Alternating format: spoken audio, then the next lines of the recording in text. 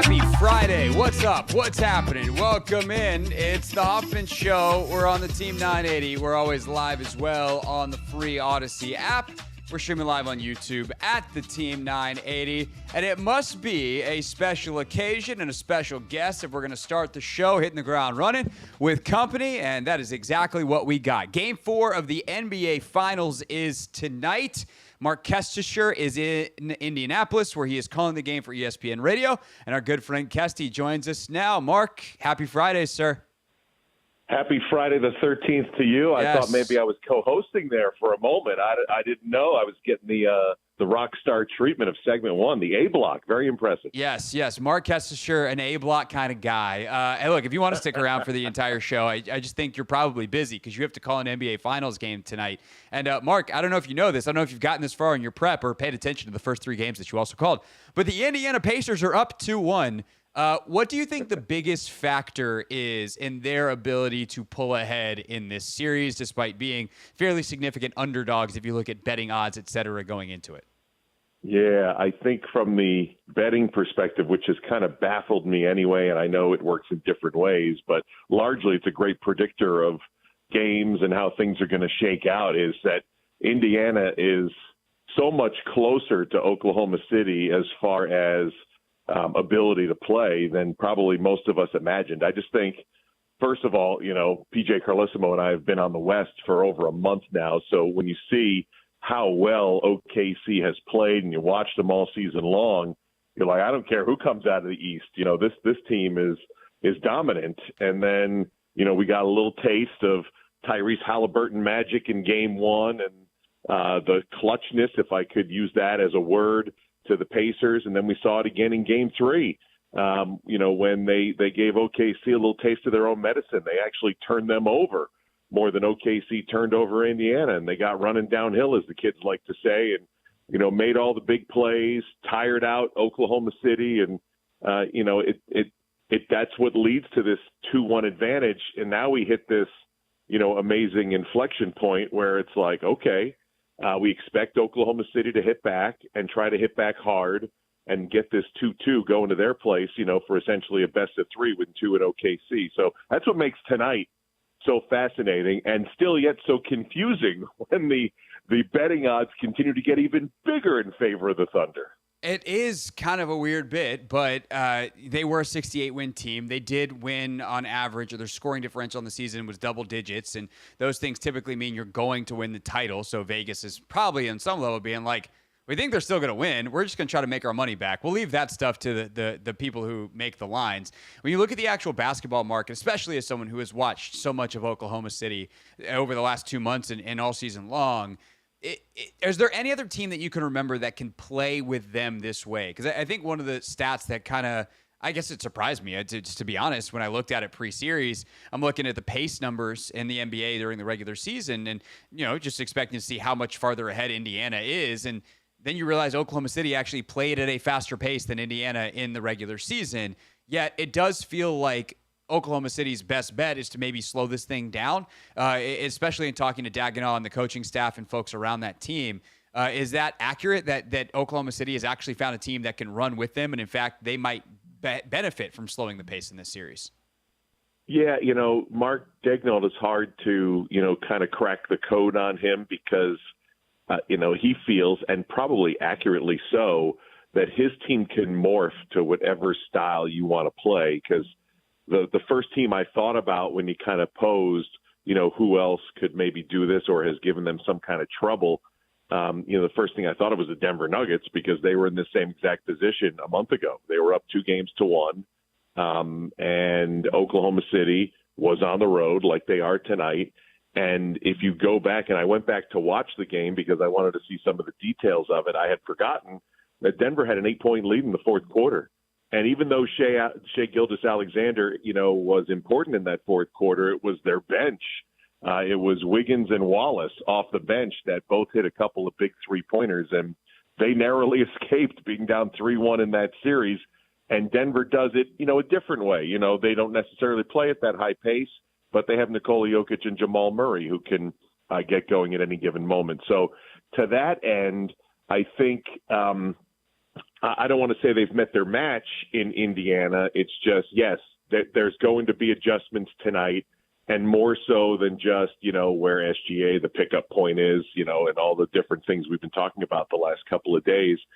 I think is this the day where the small sample size of their two big lineup is enough to make that call and go to Hartenstein and Holmgren in the starting lineup, which we anticipated for the entirety of the series. Now, I don't know if that's the answer to what Marc wants to do, and I certainly understand why he's going with a smaller lineup based on how good Indiana is. So, it's a great question to pose, and it might be premature, even though they have the 2-1 lead and they have home court tonight for Game 4. We've just seen Oklahoma City bounce back too many times. Every time.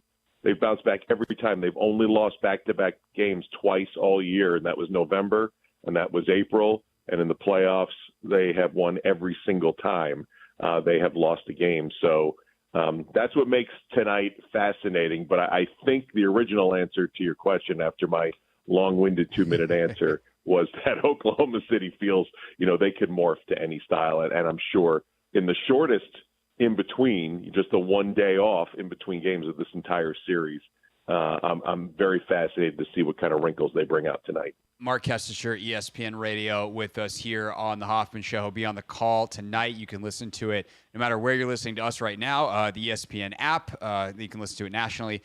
So I'm assuming everyone listening to us can listen to you, Marc, and that's where they can do it. So if you, I appreciate the plug. There you go. I'm sure your bosses do too. I don't know how much my bosses do, but I'll take that up with them at a later date. As for some of the buttons that Oklahoma City can press tonight, I think that to me has been one of the more fascinating things in this series, Marc, is it does feel like Oklahoma City's bench is suddenly shorter. That this team that has gone 10, 11 deep all year, they've played that many guys, but they haven't been as effective, where Indiana's depth has shown up every bit as much as it has all year. So which combos, which sacrifices, if you look at it that way, do you think are worth taking for Dagenau when you look at, or Dagenau, if you look at, hey, maybe we play a little more Isaiah Joe, we lose some defense, but we get a little more shooting, or the double big, Siakam's typically a double big killer, but maybe it's worth trying. What you mentioned the double big a little bit, but which ones do you think we see tonight? And as you and PJ prep for this game, what are the ones that PJ maybe thinks are or is expecting to see? Yeah, I think the double big, obviously, is the first thing we'll look for, because we'll know at, what does the game start, 8:30? So by 8 o'clock, we'll get those lineups and see what direction Marc wants to go in there. But I think you hit on it. The number two thing for me, as far as wrinkles and changes, and I don't know if it was that Marc didn't trust his bench guys, or if just the way he was working his rotations, it turned out that, he only ended up playing guys like Aaron Wiggins, who only played less than 10 minutes, as a matter of fact. Isaiah Joe only played for 4 minutes. The bigger Jalen Williams of the two Jalen Williamses, Jay Will from Arkansas, played for less than a minute, like a cameo. I think it was like 30 seconds. And Kenrich Williams, again, guys that aren't major factors, but still serve a purpose. Kenrich played 2 minutes.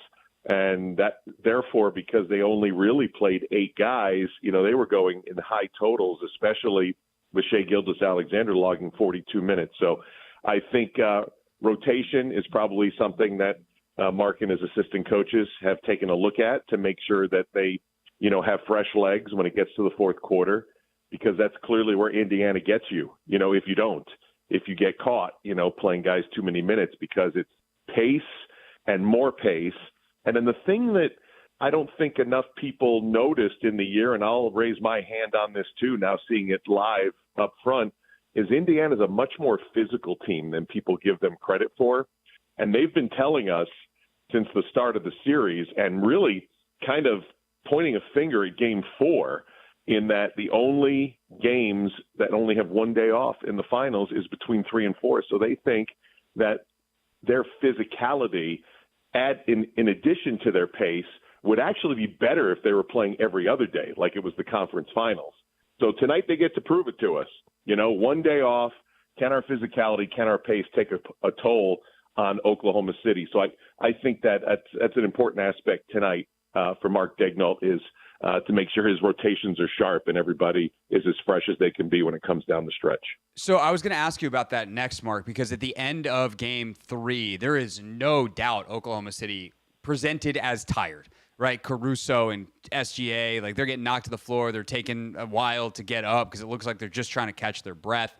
You see some of the mental mistakes, the highlight Obi Toppin dunk, 5 blue shirts around him as he just skies by and puts that thing home. Have you seen that at all from Oklahoma City? Because like this is one of the youngest teams in the league. If you take our hometown Wizards out of it, I think they are the youngest team in the league. Certainly the youngest team in the playoffs. You'd think they'd be fresh and all the benefits of youth. But they clearly, it seemed like the physicality is wearing on them. The 94 feet of pressure by Nembhard all the time on SGA. Have you seen anybody else get to them like this? And if you have seen any glimpses of it, how do they react in those moments? Yeah, I have not, is I think the easier answer. And then I'm always skeptical as well. I mean, we all saw it, so it looked like fatigue, and it probably was fatigue. But I'm always skeptical that when, you have a 5-point lead at the start of the fourth, and next thing you know, you're down 5, 7, and 9. There's a little bit of give up factor there as well, and the lowering of the shoulders, and you walk a little differently and hands on hips. So sometimes, I'm not sure what is disappointment and what is actual, physical fatigue, though it seemed pretty obvious that's what it was. I mean, they're obviously a team in great shape, but that was, coming into the series, we didn't know when you're racking up what are the ways Indiana has a chance to win this series. And that's, how we kind of vocalized it at the beginning, because it felt like Oklahoma City was, this complete juggernaut, and they may still be when series comes to an end, but they were a team that might win in a sweep or a gentleman's sweep in 5. So I do think the pace is a real thing, because just as everyone has told me from the Indiana side that you don't really know what the Oklahoma City defense looks and feels like until you actually play them, it's the same thing with Indiana. You don't really know how fast and how much of a pest they are for 48 minutes until you have guys like Andrew Nembhard up in your grill for all the amount of time he's on the floor, or TJ McConnell even takes it to another notch when he comes in off the bench. So I think some of it's justified and real, though I do, have some skepticism as to knowing what the outcome was going to be if it looked worse than it really was. I'll close with this, Mark, because it feels like all of our conversation is like, wow, Indiana, they're up 2-1. They're so good at home. If they win tonight 3-1, there's going to be those discussions that are happening in all the pregame shows and all that kind of stuff tonight, because momentum is what it is in terms of even if all these people that tell us momentum isn't real, and I'll leave that to them. But it certainly is real in our business. People talk as if the thing that just happened is going to inevitably happen again. But what if it doesn't? What if the series goes back to Oklahoma City at 2-2? How do you think each team feels if Oklahoma City evens this up and takes home court back tonight? I think Indiana feels like they missed an opportunity, but clearly, they're going to play the same game they play, because I think they feel that if they can keep it close and make this a 5-point game with 5 minutes to go, then this is exactly what they've done all season long. And I think if you're Oklahoma City, you've won home court back and you're in perfect position. And they'll probably tell us this is exactly what we learned in the Denver series. We were down 1-0. We won game 2. We were down 2-1 on the road.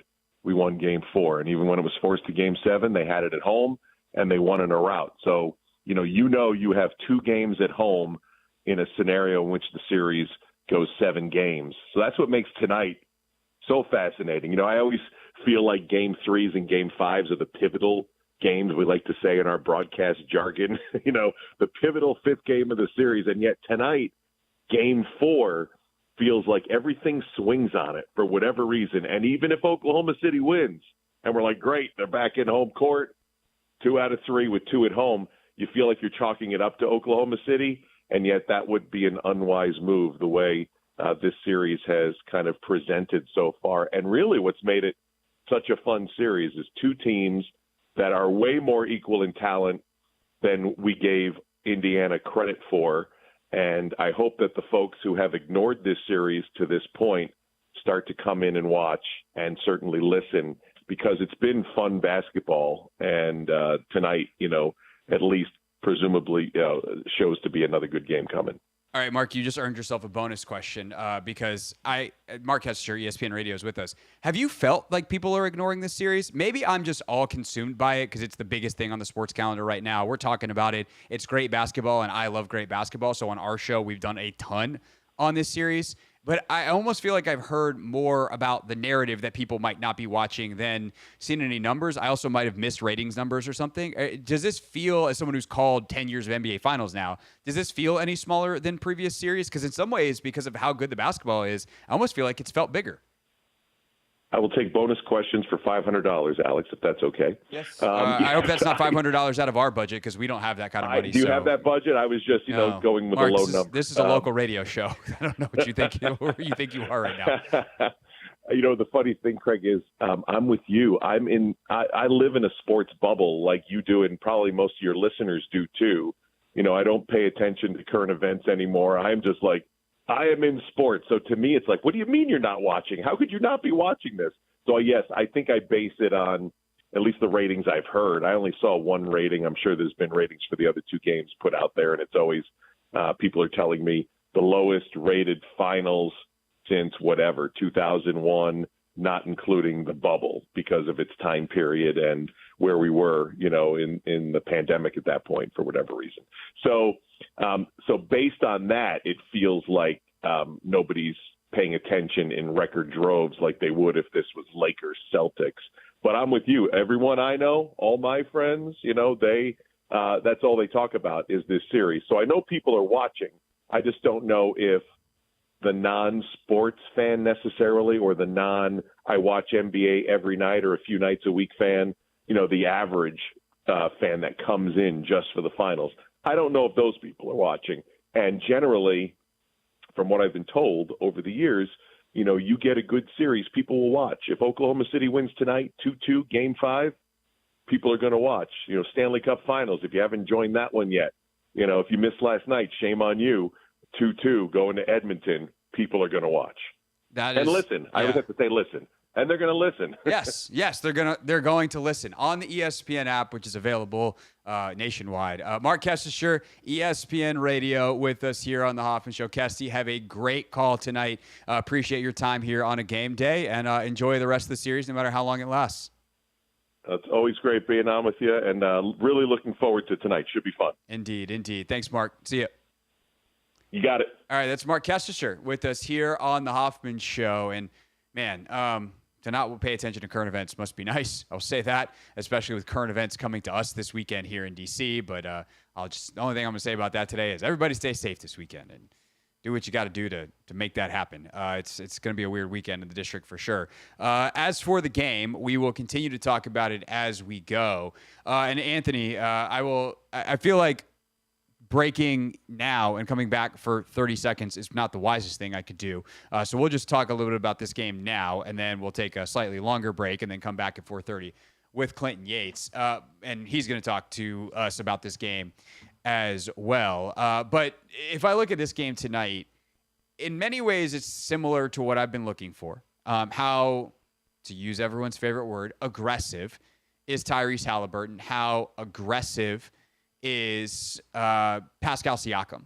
Those two are the canaries in the coal mine for the Indiana Pacers. If Halliburton's taking those floaters, taking those shots that we are accustomed to him, or that we, I should say accustomed, that we got accustomed to him passing up, that he took in Game 3, that he said, all right, these floaters, these mid-rangers, this is what I need. These are the shots that are available. Or if he's just passing it out nonstop, or is there an adjustment from Oklahoma City? Do they try to make him get all the way to the rim and hope that their length can bother him? I think that's a question. Can Siakam get out on the break and do what he's doing? And then I think, obviously, SGA, is he getting shots off? And is he getting help?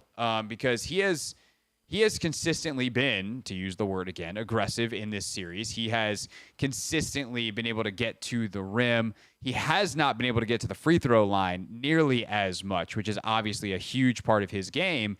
And I think that is something that we're going to have to monitor tonight is, can he get to the free throw line? does he find ways to score without getting to the free throw line? Because he definitely can do that. But I do feel like, Anthony, the wear and tear, the fatigue of being guarded by Andrew Nembhard nonstop, 94 feet all the time, is getting to SGA. And with just a day in between, that could be a massive factor in this series, and obviously in Game 4 tonight.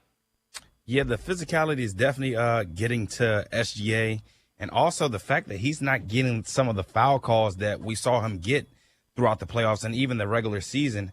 And I feel like this was one of the problems James Harden had when, 2016 during his MVP campaign, where he was lights out in the regular season, getting to the free throw line at will, and then you get to the playoffs and it's a different caliber of physicality that, the refs are allowing people to play with. So I think some of the bumps and, just hits on the arms that he was getting, like, he's not getting anymore. So it's more so he has to be more intentional about actually trying to score as opposed to deliberately just trying to draw fouls. I think that's one thing. And then also I think Chet Holmgren, he's important. He's got to play better.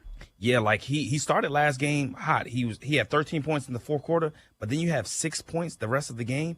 That's unacceptable. So I think his consistency, the first game and the third game, like you got to be consistent, and you got to be that third option that Jalen Williams and Shea need you to be. Like, I think you look at some of the other big threes when Chris Bosh was with Dwayne Wade and LeBron.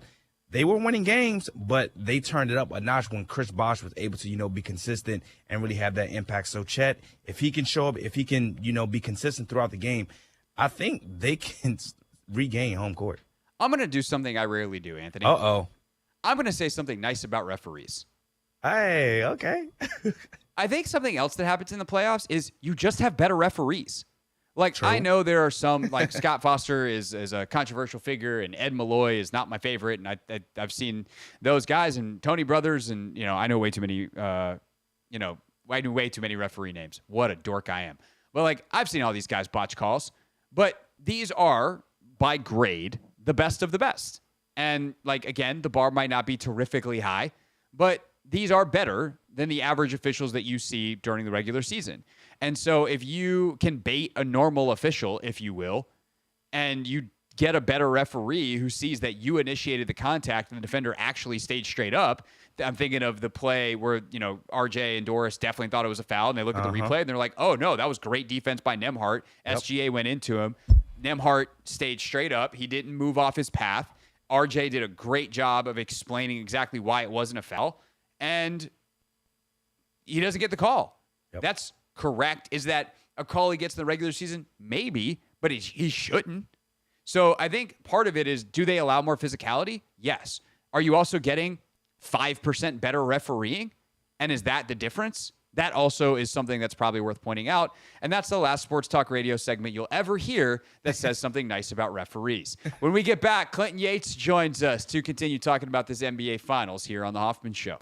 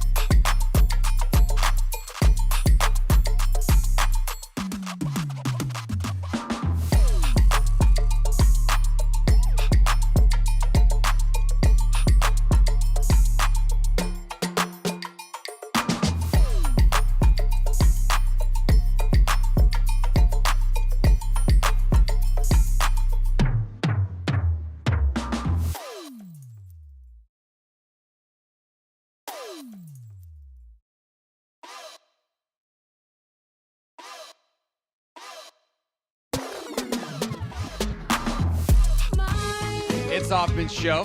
We're on the Team 980, always live as well on the free Odyssey app, streaming live on YouTube too, at the Team 980. If you hear Paramore on this show, that means it's time to welcome in Clinton Yates. Isn't that right, Anthony? Yes, it is. Isn't that right, Clinton? It is right. I appreciate it. And by the way, the third song you can add to your rotation of that is Still Into You by Paramore. It is not Misery Business. It is not the song you just played. There is a third that is very popular. So put that in your system, Anthony. You said Into You? Yeah. Yeah, I'm Still Into You. I'm Still Into You. Okay, I got you. Great Okay, song. all right. Great I just song. want you to know also that I have accepted your apology, sir, for pump faking the listeners with my jam. I almost freaked out. I heard you guys talking about it, but yes, that threw me off big time. But we're back, so it's all good. If you ever wondered if Clinton listened, yes, Clinton does listen to the show, boys and girls, because he nearly, quote unquote, crashed out earlier this week when he heard Paramore, and he was listening to the show not through the phone because he was about to come on. Exactly right. So what's up, man? How are you this week? What's going on? Doing well, as well as we can, and we're quite enjoying the NBA Finals because they've been quite enjoyable. And we just had our pal Marc Kestecher on to talk about it, who's of course calling the game for ESPN Radio tonight for your fine company. But Clinton, this Finals 2-1 Indiana is a surprise in that. Oklahoma City is a 68-win team who had a huge, a bunch of metrics that suggested they were going to dominate this series. And yet, I am not that surprised that Indiana is up 2-1 at this point. Where are you on the surprise-o-meter, 1 to 10 here? The surprise-o-meter is at about a 4, but it's not because of the Pacers. It's because of the Thunder. I just kind of feel like there's something missing in terms of not talent, but this is something that I talk about a lot, that there's no real way to regulate this.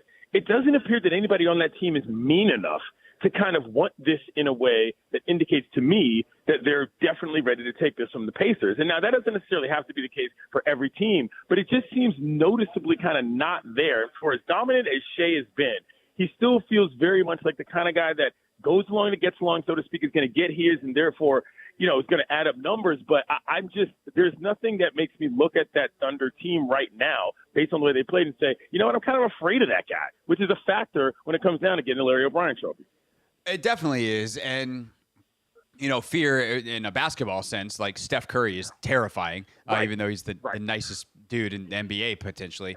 And Shea, obviously, he's shown killer instinct at times, some of the big games he's had. But as you are my friend and you host a show called Clinton and Friends, it seems like you're the correct person to ask about a friend theory here. But how much do you think the fact that he and Nembhard, the guy who's guarding him 94 feet for 30-plus minutes a night, have known each other since they're 12 years old? And whether it's they just we all have that person that we played against a ton, and even though they're better than us or we're better than them, the equation doesn't quite add up that way because of familiarity. Do you think that's a factor here?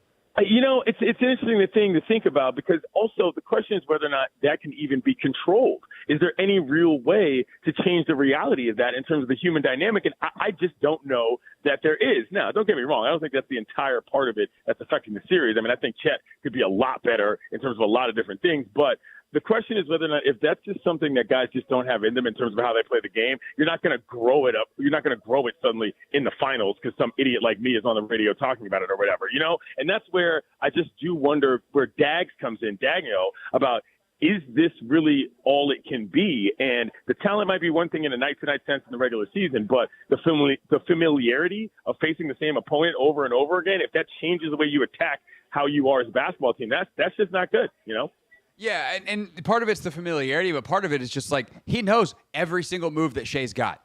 And there's a fearlessness in approaching Shea that most dudes don't have, because Shea Gilgeous-Alexander is awesome at basketball, has averaged 30 a game for 2 straight years, and is the reigning MVP. Clint Yates with us here on the Hoffman Show. On the other side, if you look at the star power, there's the is he aggressive enough conversation around Tyrese Halliburton. There's the is he a superstar conversation around Tyrese Halliburton. I guess I'll ask a neutral version of the question. What have you made of Tyrese Halliburton in this series particularly, where he was obviously phenomenal in Game 3, but there's all the talk coming out of Games 1 and 2? I think this is what you get with Tyrese Halliburton. And I also think that he's just young enough where I don't know that the cement has set yet as far as who he can be as a player in this league regarding his ceiling. And part of the reason why I don't think that I'm can set that yet is because you don't have to. Pascal Siakam, as far as I'm concerned, is as important of a player, if not more so, than Halliburton. Halliburton just happens to be the guy that, A, is kind of more famous, and B, has hit some shots in clutch positions that have made him seem as if he is therefore more important to the overall whole. I still think that Siakam is the guy that has to really be on his game in order for this team to actually get over the hump. As for Halliburton, he's hit or miss. I mean, that's okay. I think with these, according to Hoyle, ideas we have of what superstars are supposed to do or what that even means, honestly, I get very frustrated with that conversation because in my eyes, stardom really has nothing to do with how good you are on some level. It has to do with how much people like you, which are two different things. I think Halliburton is still figuring out who he is in this position with this team, this good, this far into the playoffs. And that to me is understandable considering how, where he is in his career. So I'm going to run another theory by you because I know it's your favorite thing in the whole world. What some of the comparisons I've heard for Halliburton are Nash and Chris Paul, as in Steve Nash and Chris Paul, where they're guys that didn't necessarily average 20 a game for their career. I don't know that Chris Paul ever averaged 20 a game in a season, which feels preposterous, but I don't think he ever did. But he was the best point guard in the league for a long time. Nash, best point guard in the league for a while, multiple-time MVP. But the frustration at times for both of them in some of the biggest spots was the same criticism we hear of Halliburton, where it's like, hey, man, you're going to have to shoot more. Like, we need you to generate more points directly. And I look at Game 3, and Tyrese Halliburton seems to have understood that, and he plays a game that helps them win against this Oklahoma City juggernaut. And it actually made me kind of think about the three of them of like, is the next level of that, of the is part of the reason that Nash and Paul never won championships is because there is that next level where the margins are so fine at the top of superstardom in this particular league that you do need to, as you said, the cement hasn't set. And if it sets for him at a slightly more aggressive to shoot mentality, could that put him in a different place as a winner than some of the guys that are maybe the similar archetype before him that never reached that top step of the I think so. Parthenon? I think so, and I think it's required. It's such an interesting thing about the psychology of sports, too, is that why doesn't it happen for some guys? What goes on in their heads that makes them not want to be the person that a lot of people think that they can be? And I think a lot of it has to do with people's generalized ideas about their own levels of accountability. If you start shooting more and you are not making more shots, well, then it thus becomes on you that your team has not won. And some people just don't kind of have that in them to be able to move to that level of accountability, never mind success in their minds. I don't know Tyrese that well. I do know a couple guys who have coached him, and it's just, I don't know. You hope to see it. You think about it, and winning is one thing, superstardom is another, but you can't fundamentally change people's personalities for the purposes of playing a game. And that's where, things get really interesting when it comes to the concept of sports psychology overall. Clinton Yates, Clinton and Friends on ESPN Radio with us. He's actually live in Omaha right now. If you want to check out any of the College World Series coverage, check out ESPN.com and Anscape for Clinton's writing on the College World Series. But on the NBA front, last thing for you, Clinton, if Oklahoma City is going to come back and do this, like, one, do you think they have it in them? Two, how does that happen? Yes, and I told you, this mean man theory to me has to extend to Chet Holmgren. I've been talking about this the entire series. I never would have thought before the playoffs if you told me that the fulcrum to what that team is going to be that guy. But now I genuinely believe that. It's not about him necessarily having to score 50 or block 10 shots or anything like that. But there's just a mindset you can tell when that guy is in a certain space, they have a much better spacing on the floor. They have a better attitude about who they are. And I do think as he goes, to some degree, go the Thunder. If he can find that next level that we've been discussing throughout this conversation, that's when the Thunder get over the hump. Clinton Yates, Clinton and Friends on ESPN Radio. Are you on the radio right now? Obviously, you're on it with us right now. But are you doing the show from Omaha, or are you taking off? Did a couple shows from Omaha, and just to give you an idea of how real it got, I was sitting in the press box. And today, it was before, while they were taking BP, they were washing the windows. So this guy's jamming this mop up against the window frame, making all kinds of noise when I'm trying to talk on the radio. And there was nothing I could do about it. It was really funny. So, hey, guy. Real life. Yeah, can you settle down? This is a national show right here. I don't know whose windows you think you're cleaning right now. It was on a stick. He wasn't even in front of me, so I couldn't even signal him. The guy was way below. I couldn't even see the dude. It was just a pole that appeared with a mop on the end, cramming in my face. It was funny. So, yeah. Did you have it on camera? Could you turn the camera around? At least get the. I tweeted it. Yes, if you want to go to my feed, you can see the windows getting washed while I'm yapping on ESPN Radio. Beautiful. Beautiful. Clint Yates, 10 a.m. to noon, weekdays on ESPN Radio. Appreciate you, sir. We'll talk to you next Friday. Thank you, Gregory. Anthony, apology accepted. See y'all later. Thank you, brother, man. Anthony, do you feel good about that? I do indeed. Okay. I do. Good. Excellent. Everybody feels good. Let's take a look at what's trending. Here's what's trending.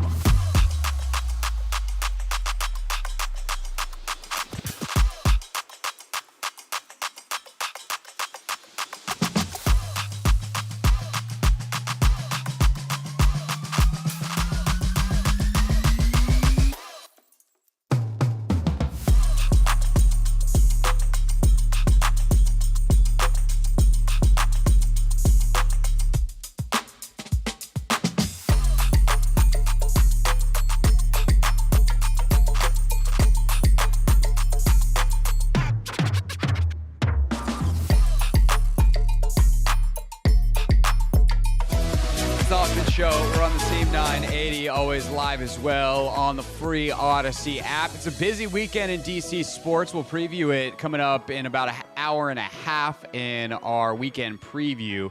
And we'll start previewing it with a pretty important participant. Shannon Harris, the head coach of the DC Defenders, joins us at 5 o'clock. UFL championship this weekend. Shannon, technically the interim coach, still took over right before the season and has led his squad all the way to the verge of a title. Shannon Harris at 5 o'clock. A little story time now, though, because Anthony Haney, you played in you played some pickup basketball yesterday for the first time in a while, yeah? I played in my first men's league basketball. Pickup. Yeah, it's a league game. League game. And how many years? I didn't play last summer. So it's been 2 years since I played in a men's league. And I don't play basketball a lot. I play a lot more football. But yes, I made my debut yesterday. They asked me to come back next week because of how well I played. Okay. So tell me about it. I don't know if I'll be there, though. Tell us about it. Next Thursday is Juneteenth, so I don't know if I'll be there for that game. But yeah.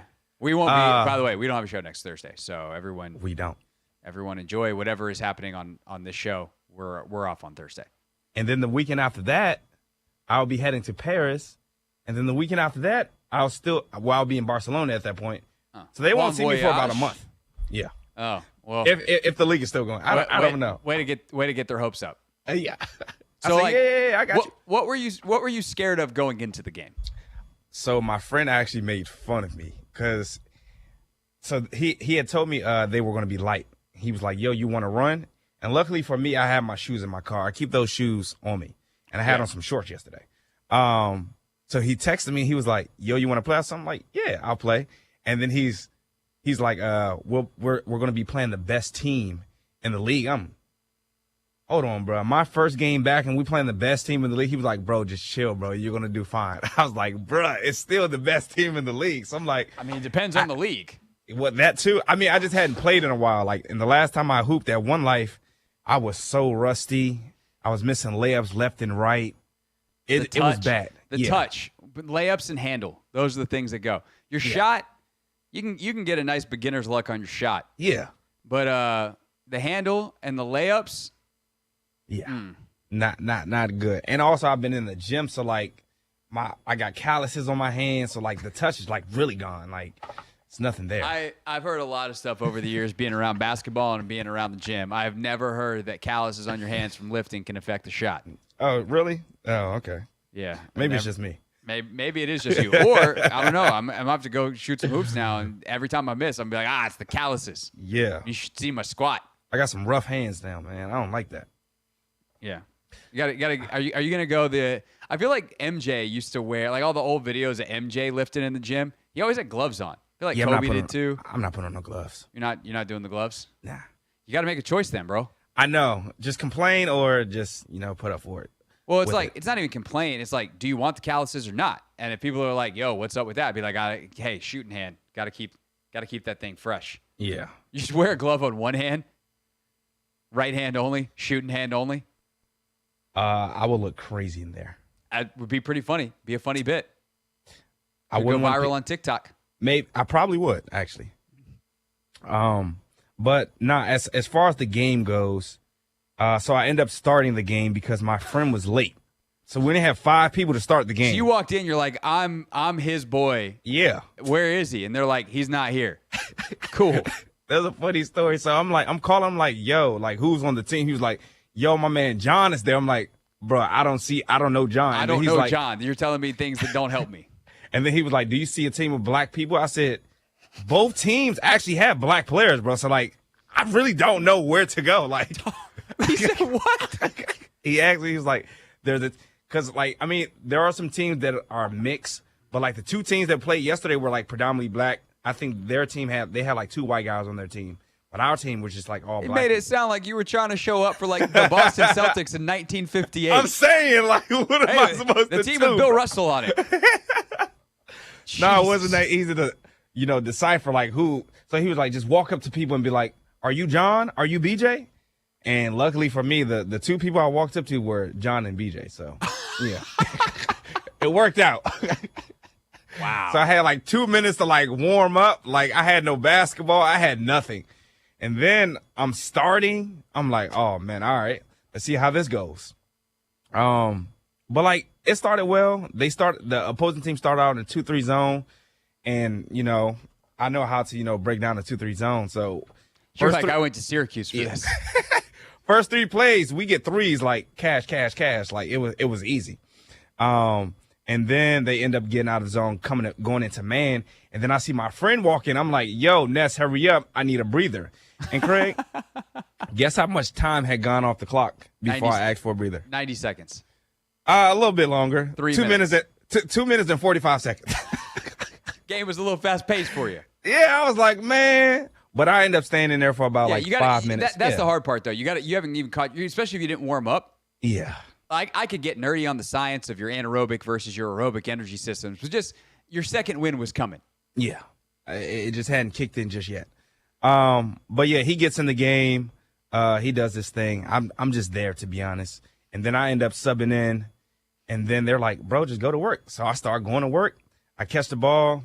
I give him a reverse layup. I hit a 3, and then I sub out again. Because I was tired. Yeah, I actually was tired. And on one of those, like with this team anyway, I didn't mind playing in, 3-minute, 4-minute spurts because, again, it's not my team. I'm out there for the cardio. I'm out there. I'm a little rusty. But I surprised myself. I didn't know I had a couple of the moves that I, end up dishing out yesterday. And then in the second half, I had a tough layup. I'm not even trying to gas myself up, but I didn't realize I still had that in the bag. Like double between, hesitate between, pound the ball, bring it through with the left, bring it up with the right, reverse with the. It was crazy. I'm trying to get the footage because it was actually tough. I didn't know I had that in my bag still, but pretty cool finish. That was the highlight of my evening. Sounds like it. And then you took another rest because you were tired. Yeah, I definitely did. Yeah. That's exhausting. Yeah. How do your legs feel today? They're pretty good. I didn't play that many minutes. I want to say I played like 9 minutes in the first half, and then the second half I probably played like 7. So like 16 minutes, 40-minute running clock. 9 points in that? Yeah. That's 9 a points, pretty good outing. 5 assists. Oh. I think I had 2 steals. No turnovers. I didn't have. Yeah, we won. We won by like 11. Nice. That's a good day of work, Anthony Haney. It's a good W. Well done for you. And, I guess you play enough football, you move around enough that you're not sore. Because, that's the thing, is you start doing stuff that you haven't done, those movements, that's what gets you all sore.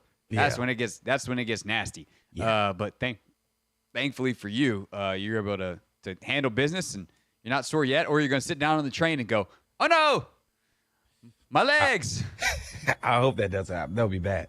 Yeah, Got walking 3 long around hours. New York all just like wobbly. Can't be having that. All right. By the way, speaking of Anthony getting on the train, Anthony's never ridden a train before, so we had to dissect that later and give him expectations later on in the show. Up next, though, train all the way to the championship. Shannon Harris, head coach of the DC Defenders, joins us next before he plays for title tomorrow night here on the Team 980.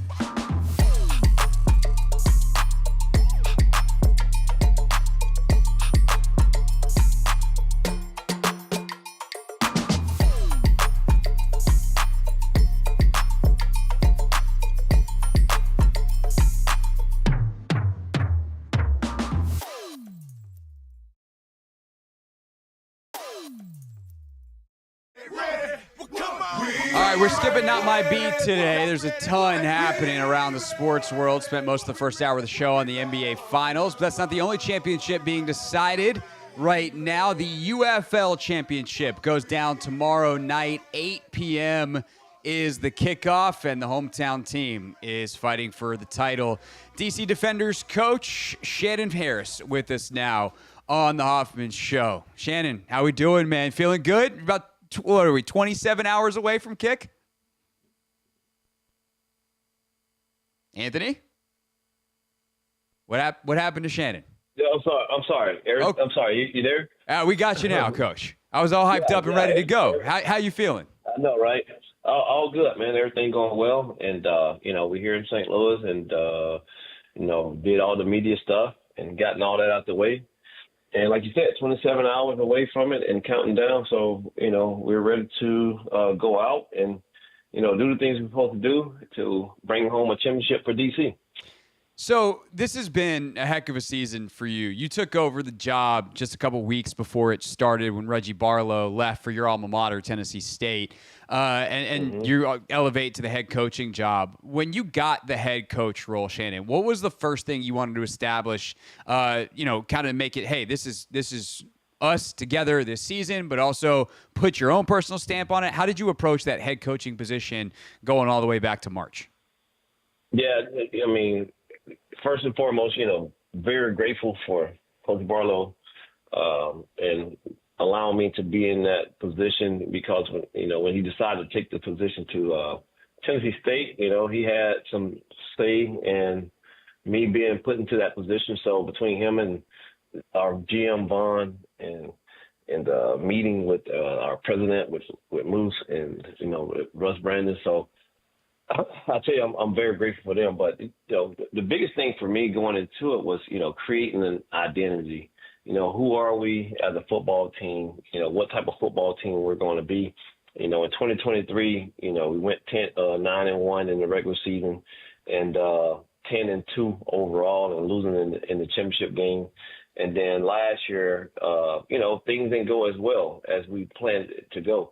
And finishing 4-6, missing the playoff and all those things. So the biggest part was, getting back to our identity, to who we were as a organization and what we were capable of doing when we put all the pieces together and when we can all be on the same page. And then was that something that you, like, I always think leadership has to be multi-layered, right? So what are some of the things you did? And then what are some of the ways that you empowered players? And who are some of the players that stepped up to help you establish that? Yeah, I mean, the biggest thing for me was, was add more meeting times, making sure that, there was no questions in anything that we did, from a scheduling standpoint, how practice is going to be, what's the tempo, what all those things are going to be like to the players, And so there was no issue with them not knowing anything. We wanted to make sure that we laid the foundation out to make sure that they understood everything we were going to do, from practice to meetings to walkthroughs, whatever the case may be. And, from a player standpoint, the biggest thing is we talked about it to them guys is that all championship teams are player-driven. And so we needed guys, our core foundation guys, to make sure they step up. And those guys were kind of identified through the coaches and through the players. And those guys kind of spoke up, all the time. And always, when coaches didn't have to say anything, the players did it. So, and that was the big thing, just letting guys know we trust them, they trust us. And let's make sure we work together well and be on the same page, and everything else will follow suit.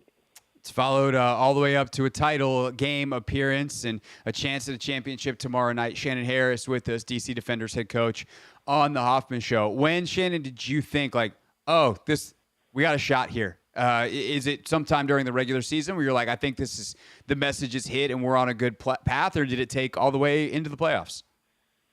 No, honestly, it took off week one, and what a better way to start the season. Playing the three-time defending champ in Birmingham Stallion, Coach Holtz and his staff and that organization, and for what they have done over the past few years, it speaks volumes. And but yeah, that was the whole thing about it too. Like, we were excited And I know I was, and that was the biggest part for us too as well, was that I'm glad that we get to play the 3-time champions first, because that set the tone for where we need to be in camp. We didn't have time to try to ease our way into camp. We needed to hit the ground running and make sure that we established discipline, we established hard work, we established all those things that's going to allow us to be where we are now today. And so we took on that challenge, and being that we had to play Birmingham week 1, that put us where we need to be and to get us where we need to be at this point right now. Shannon, I want to ask you 2 questions about coaching in this league, because obviously it's a spring league.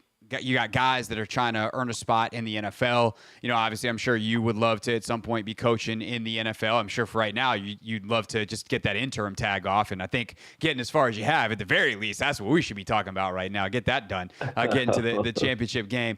But the idea that, like, a lot of folks in this league are going to have aspirations beyond this league, but at the same time, you're trying to come together as a unit and win right now. How does that dynamic play out for you, especially as a head coach? Yeah, I tell you, like you said, man, this is a league of opportunity. The UFL is a great league, and the value that it creates for not only the players, but for everyone that within the organization, is from coaches to our strength and conditioning guys, and to our equipment managers, and to our trainers. So everyone, creating value for themselves who have been in the NFL or getting that opportunity to go to the NFL. And I tell you, the NFL have benefited from a lot of the things from the UFL. When you talk about the kickoff and the kickoff return rules, right? And then you talk about just having guys that are already game ready once they play the season through the UFL. And so, guys with experience from coaching or all the other people that I named within the organization from a support staff standpoint. So, all those things are help, get people to where they want to go and have that opportunity to go into the NFL. And it's been exciting to be a part of it, and especially for me to where I am right now, to get off to a really good start in the first year. So we're embracing it all and can't wait to see where it takes us. Another fascinating part about the UFL to me, Shannon, as a guy who has covered the NFL for a long time, football coaches, y'all are the worst about trying to keep secrets. You guys think that everything that's ever happened is a state secret. And here you are in the UFL, your play calls are on the broadcast, like all your communication is available. Like It is a very open league, which is an amazing viewing experience. But does that affect or how does that affect you as a coach? That affects us at all. I'll tell you, it was some adjusting and getting used to at first, for sure. And, on all phases of the ball, from offense, defensive, and special teams. And guys were trying to do their best to keep secrets, but you can't in our league. So, you have coaches go back and watch live footage of the game and hear the calls that what coordinators are making and try to figure it out. But, you still can't. You still don't figure those things out, man. You still got to go out and play the game and study the game the way you're supposed to study it and try to game plan from that standpoint. All the live footage and things like that, the access that you get, I do believe that it's great for our viewers and our fans, so they can have an opportunity to get it deep inside of what we do and how we operate. So, for me, I love it. And, I think the UFL have created some things that the NFL can adapt to. And then last but not least, Coach, the game this weekend. You got a championship on the line tomorrow night. It's a Michigan Panthers team that you guys played earlier this year. That one didn't go great, but hey, who cares? If you win tomorrow, that's the only one that matters. What to you are some of the high-level keys to the game that you're trying to, you've been preaching all week to your guys, and that'll be the final message you give them tonight and before the game tomorrow? Yeah, talking to the players, talking to the team, coaches, it's kind of like, how Baltimore Ravens beat up on Buffalo, right, early in the season, and the same type of quarterback that we are facing in the team and how they beat up on us early in the season. And then later on in the season, how, Buffalo, came back later in the season and was ready for the moment. Of course, the weather itself was totally different in Baltimore. I mean, in Buffalo at that time. But the bottom line of it is playoff football now, not regular season, right? So our mindset, have shifted from regular season to playoff, knowing that the physicality of the game is a lot different.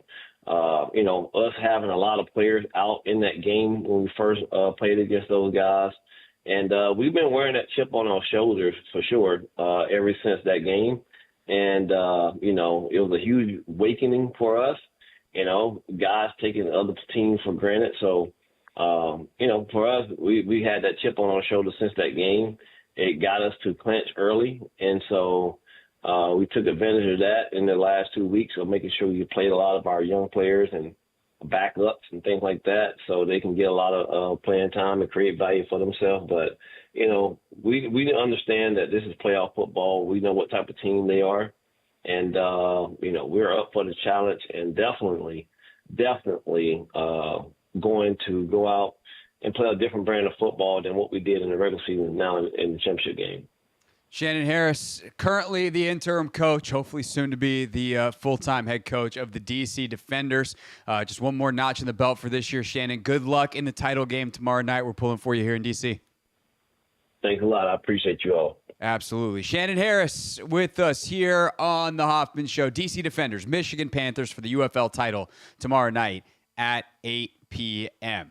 Coming up at 5:30, the other football, the U.S. men's national soccer team is an absolute dumpster fire right now. They are at arguably their lowest point in 25 years, and they have reached that point 1 year before they host the World Cup, and they're supposed to have this golden generation of talent. What the hell is happening with them? Jeff Rueter joins us from The Athletic coming up at 5:30. Also still to come, more look ahead to the NBA Finals and our weekend preview in the final hour as well here on the Team 980.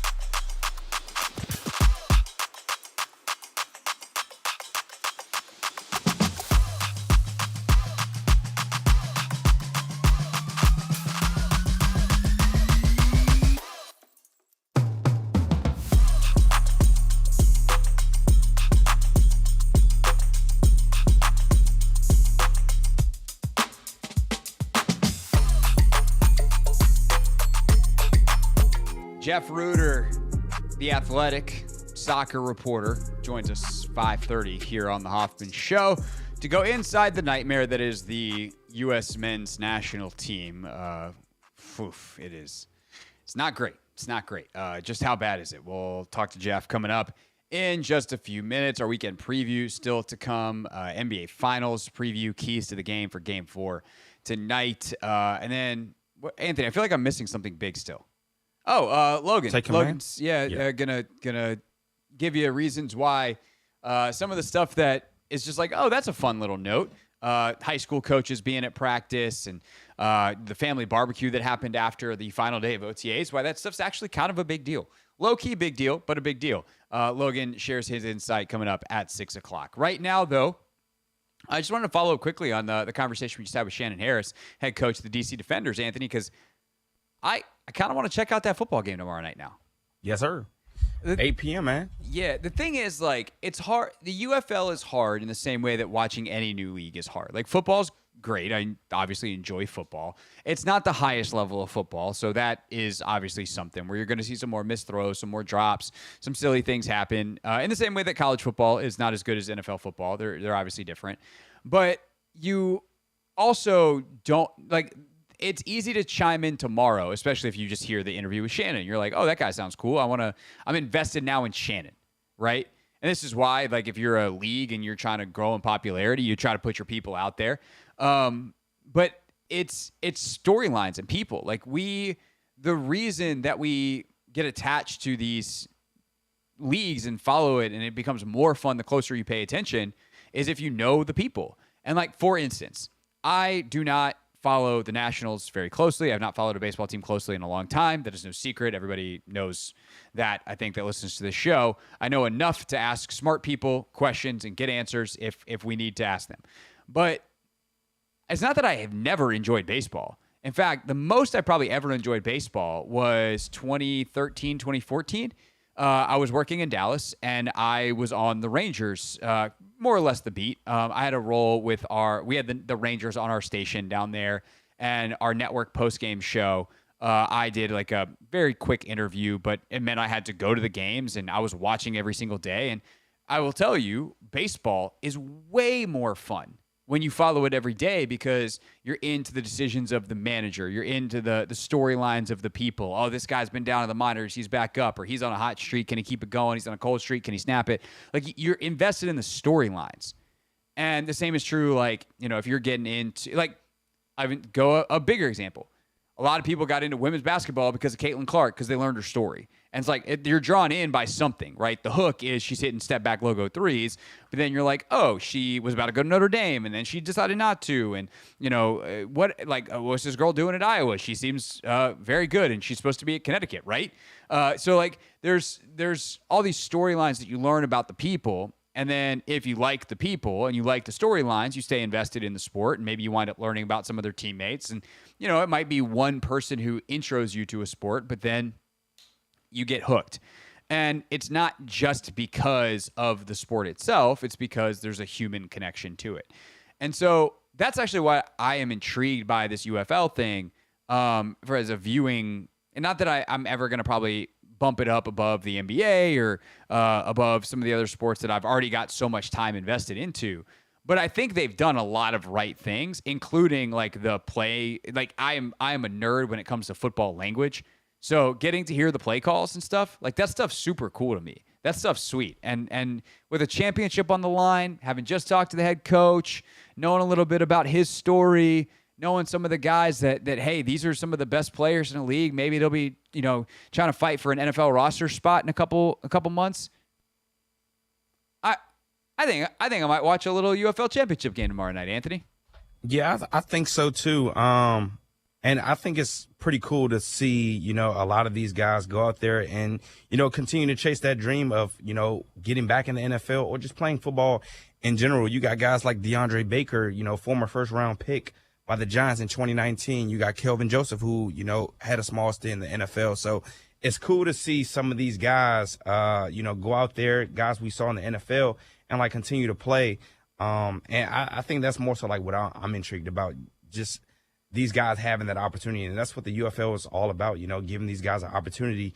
And hopefully one of these guys, end up actually being able to make an NFL roster this upcoming season. Yeah, I wonder if we'll ever get, like NBA Finals, right? Pascal spent some real time. Pascal Siakam spent some real time in the NBA G League. Yep. And there's a bunch of other guys at this point that have spent. And Chris Middleton now with the Wizards, obviously multiple time All-Star with and NBA champion with the Milwaukee Bucks. Like he spent real time in the G League, and these developmental leagues are so important. I know the UFL only so much sees itself as a developmental league. They're like, no, we're a spring league. Our goal is to exist as us, to compete as us. We're not trying to be a feeder league for the NFL, but we can also be adults about it, and they might not look at themselves that way and run themselves that way, but certainly that's what a lot of the guys, like they didn't if little kids be like, I want to be in the UFL one day. No, they wanted to be in the NFL. And the hard part about football is the games are really, really rare, right? And if you're a guy that's even on a practice squad, you might be in the NFL for 5 years on practice squads, getting better, and never get a chance to show it in a game. And so that's kind of the cool thing for me about the UFL is, all right, let's say you're a guy, especially if you're a better game player than practice player, go out and make some plays. And is that going to be enough to get you on an NFL roster and get you on the field and get you snaps? Probably not. If you go, make a roster and then you stink in training camp, you're probably still going to get cut. Yeah. So you're going to eventually have to learn how to be a good practice player. But it definitely opens the door to different experiences. And even if you're a guy that say you've been in the NFL practice squads for a couple years, you're like, let me go try this UFL thing out. You go out, you ball out, you get back on a practice squad. You know how to maybe a confidence booster. You've seen how, I learned how to do this in the NFL. I applied it. Now I know how to do it even better. And you go back to the NFL, and maybe now you're a backup instead of being on the practice squad, and maybe you eventually earn starters minutes. Maybe you get a real contract, et cetera. And so it's really hard. And it's funny because this is a selfish aside, but play-by-play broadcasting. Football is one of the hardest sports to call, in part because it's hard to find games. If you're trying to get reps calling football, there's only so many games. You're better off just going to find some random high school game and sit in the stands with a tape recorder versus there's 1,000 basketball games that you can call if you're a young broadcaster out there looking to get in the play-by-play space. There's just not a lot of time and not a lot of space to develop. And so I think there's a lot of good stuff about having this league. Some of it NFL adjacent, some of it entertainment product adjacent. As Shannon said, some of the rules they've been able to experiment with. And I hope that there continues to be some kind of partnership, or at least paying attention, obviously, of the NFL to the UFL, because ultimately I think this league is a very good thing. And it's, championship on the line and a chance for a DC team to win one tomorrow night. 8 o'clock is when the game kicks off. All right, we get back. Jeff Rueter. Oh, man, the U.S. men's national team. They seem very far from success right now. What the heck is happening with a golden generation of talent on the verge of hosting a World Cup? Why is it a dumpster fire? Jeff Rueter, next.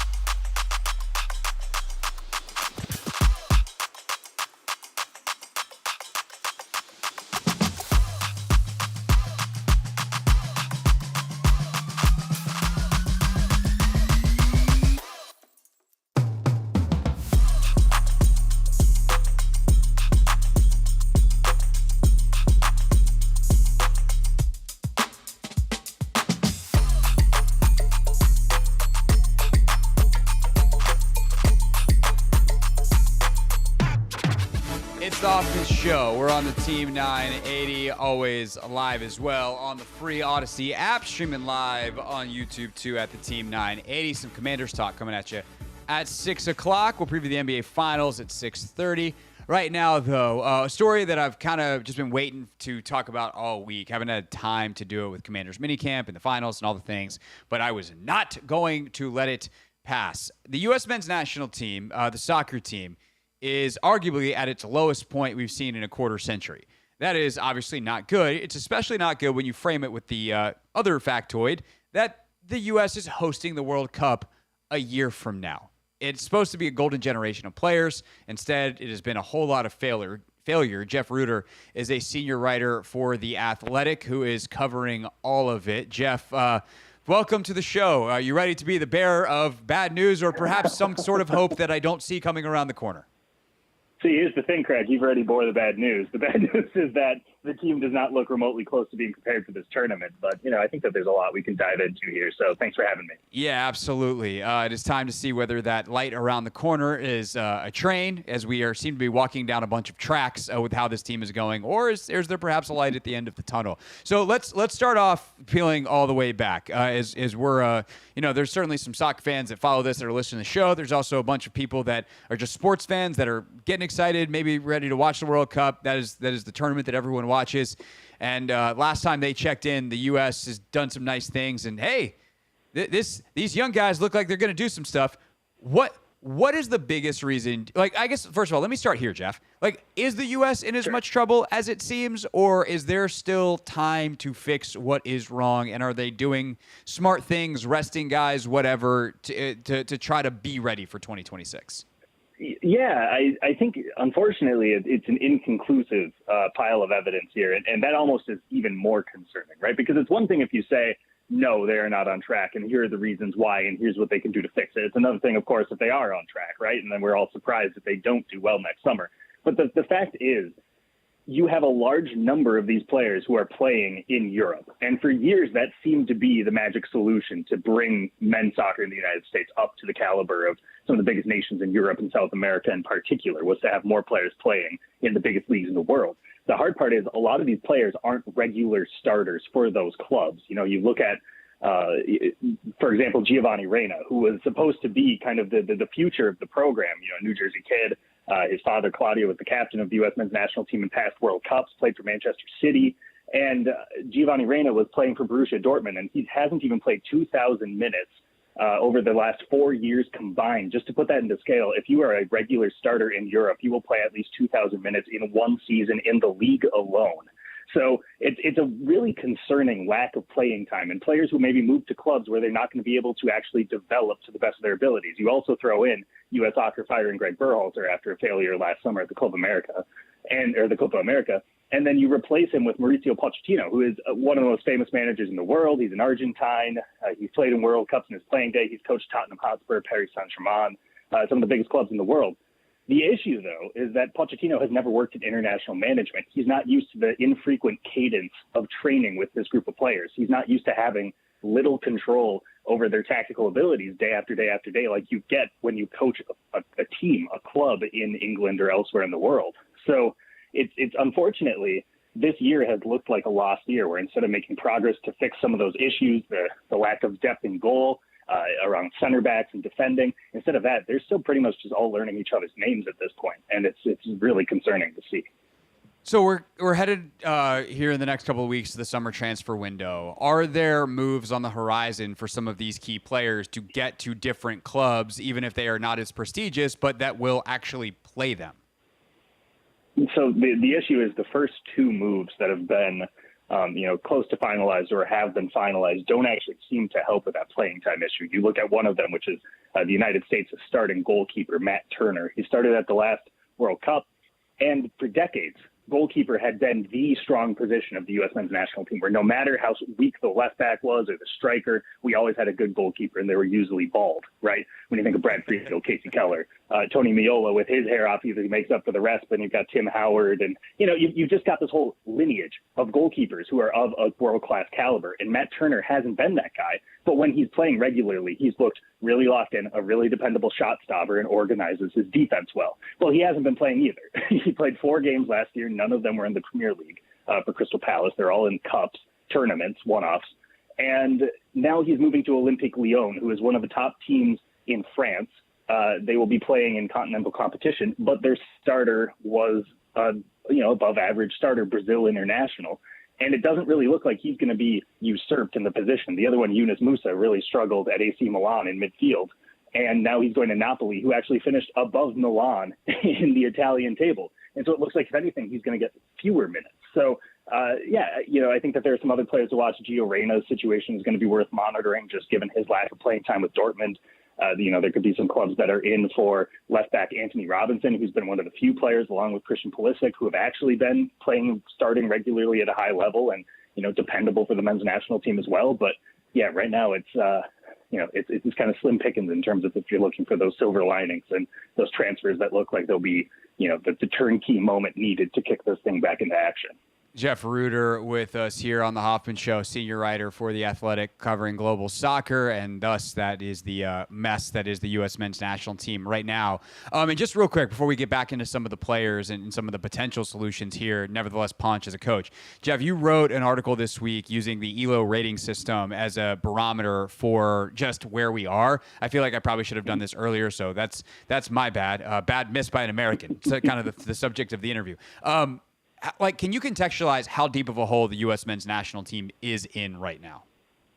Yes. So the ELO rating system, for listeners, rather than FIFA's rankings, which are always kind of convoluted and they always favor Europe and South America and don't really pay attention to the rest of the world very well, head-to-head is how the ELO ratings work. It was actually adopted from chess, where it's very simple. If you have Bobby Fischer going against a random guy and Bobby Fischer wins, well, he's going to gain this many points to his score. The other guy's going to lose so many points. And then all of a sudden you have your rankings assigned by those points, right? And the U.S. men's national team, for much of the last 20 years or so, has been around 15th through 30th. So when the World Cup was 32 teams, they always looked like a team that deserved to qualify. They were always competitive, even when they missed in 2018. Right now they are down near 50. They're at 46, which is the lowest point in the ELO ratings that they've been in since 1997, after they had tied at home against Jamaica in World Cup qualifying. So this is the lowest point that the program has been in the 21st century, purely in terms of what their results are showing, in terms of who they're beating, who they're losing to, how badly they're losing, and their poor performances in recent tournaments, including last summer's Copa America, where they lost in the group stage despite hosting the tournament, and then this year, the Nations League, which again was played in the United States. Those two tournaments went poorly. We're kind of expecting the next one to go poorly as well. The Gold Cup is up next for the U.S., and a lot of their top players are not going to be playing. Why? And is this, how big of a missed opportunity is this? So I think on this side, I tend to look at it from the human side of it. And Christian Pulisic is the obvious standout, notable. He's the most famous men's player from the United States since the heydays of Landon Donovan and Clint Dempsey. And he will not be playing in this Gold Cup because he has been playing regularly for over 2 years nonstop. And he wants to take the summer to have a normal soccer player's off season and train with his club in Italy, AC Milan, and then be ready for the 2026 World Cup. And in a vacuum, you look at it, and he's played, again, 2,000 minutes was that barometer I said for a regular player. He's played almost 6,000 over the last 2 years. So he's playing a lot. And him and Anthony Robinson, the left back for Fulham, a London-based club in the Premier League, both of them will not play in this tournament. And a big part of it is to preserve their fitness. And for those two, it makes a lot of sense to me. What gets difficult is when a player like Yunus Musa doesn't want to play in it because he needs to kind of collect his head as he's going to change clubs. You have other key players who have kind of soft injuries that, they're unable to participate in. And so you understand it. You don't want to bring an injured player to a tournament. But what it leaves you with now is maybe 6 players of the 23, 26 who have been called in for the Gold Cup who look like they could viably make the World Cup roster. There are a lot of players there who 2 months ago, and there's no disrespect to them, they're very good professional players. At this point, you're not really seeing them just call up, the bagging clerk that, some guy has played pickup soccer with. Like, these are all very high-level athletes. But none of them at this point, several of them, do not look like they would make a World Cup squad. And we're a year out, and this is the last major tournament they'll play in. And they don't have a roster to really test stuff.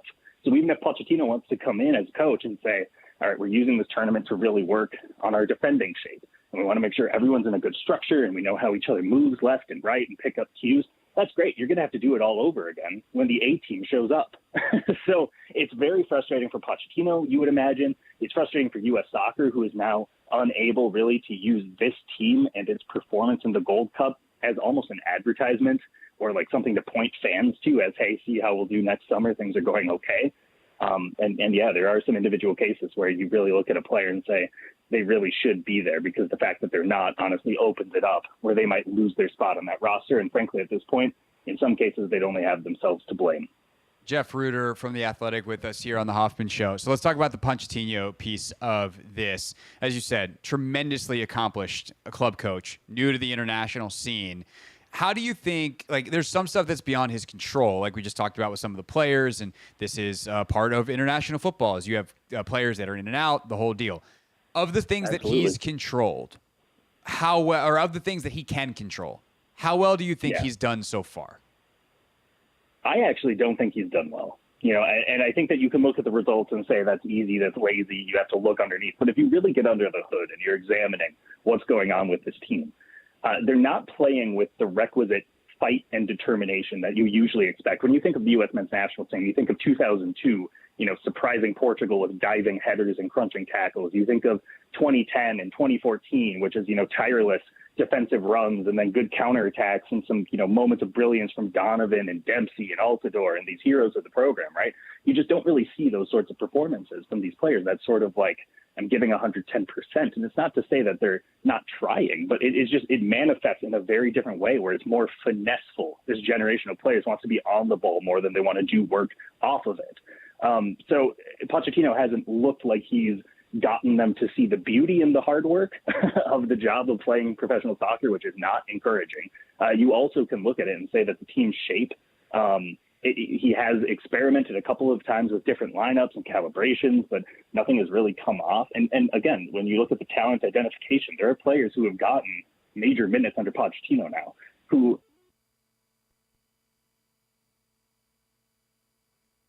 of next summer's roster. We had a really hard time even considering some of the players who will be in this tournament because they just don't look to be of a World Cup caliber. And so at that point, that does fall on Pochettino in his back room to actually, you know, be able to identify those players, or if there's a player who's put in some really difficult performances or poor performances, you know, for a few times in a row, maybe rotate him out, give him a window to clear his head and bring in someone else. But yeah, right now it's so inconclusive, and I think it has been readily apparent, Craig, just how much Pochettino is learning on the job. And I think that might have been a critical mistake at a point when the U.S. Soccer couldn't really afford the patience to let someone learn on the fly. The resumes of some of the folks at U.S. Soccer quite good. They have really botched the men's side of the program, seemingly, since this group has been in charge, from the decision to keep Berhalter longer than they needed to eventually coming to the realization that they had done that, moving on, how the coaching search went, now Pochettino. The general vibes around the program are pretty terrible. And I think going back to something you just said, Jeff, like, the lack of identity in this program was something they talked about wanting to build. There's like, we're going to have a distinct way to play. We're going to unite. You know, the senior team is going to play like the U23s, like the 19s. And on the women's side, they're doing it. And Emma Hayes, to her credit, on the women's side, was like, I know what American soccer is. We're going to go to pain caves. We're going to suffer. We're going to be super athletic, and everyone else is going to die before we do. And Emma, coming over from Europe, embraced that, and they won the Olympic medal, even though she was on the job for like 3 months.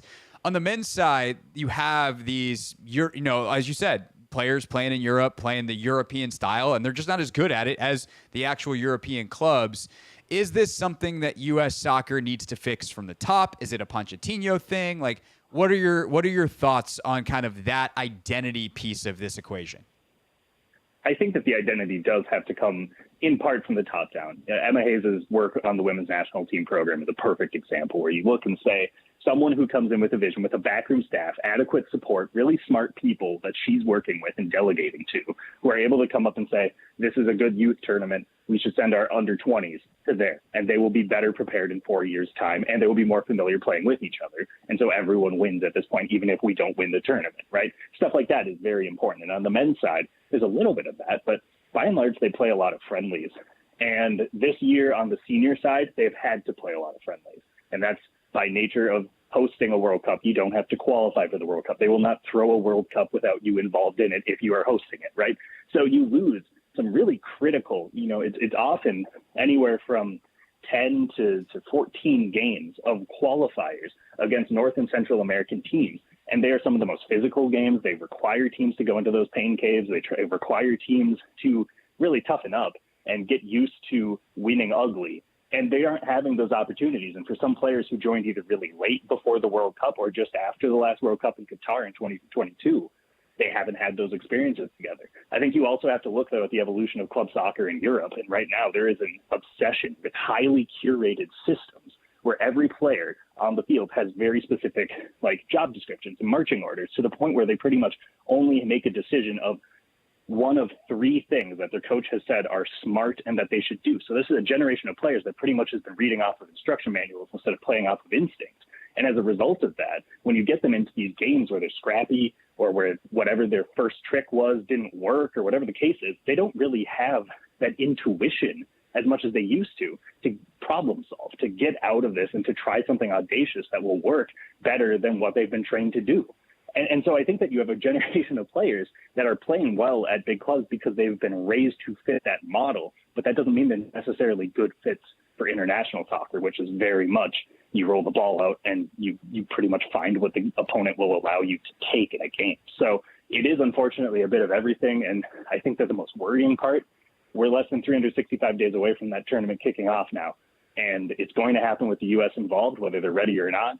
And it's just really hard to see the evidence that they are more prepared today for that 2026 World Cup than they were at the immediate conclusion of the 2022 installments in Qatar. Jeff Rueter is with us here on the Hoffman Show. Last thing for you, Jeff. Then there's the drama.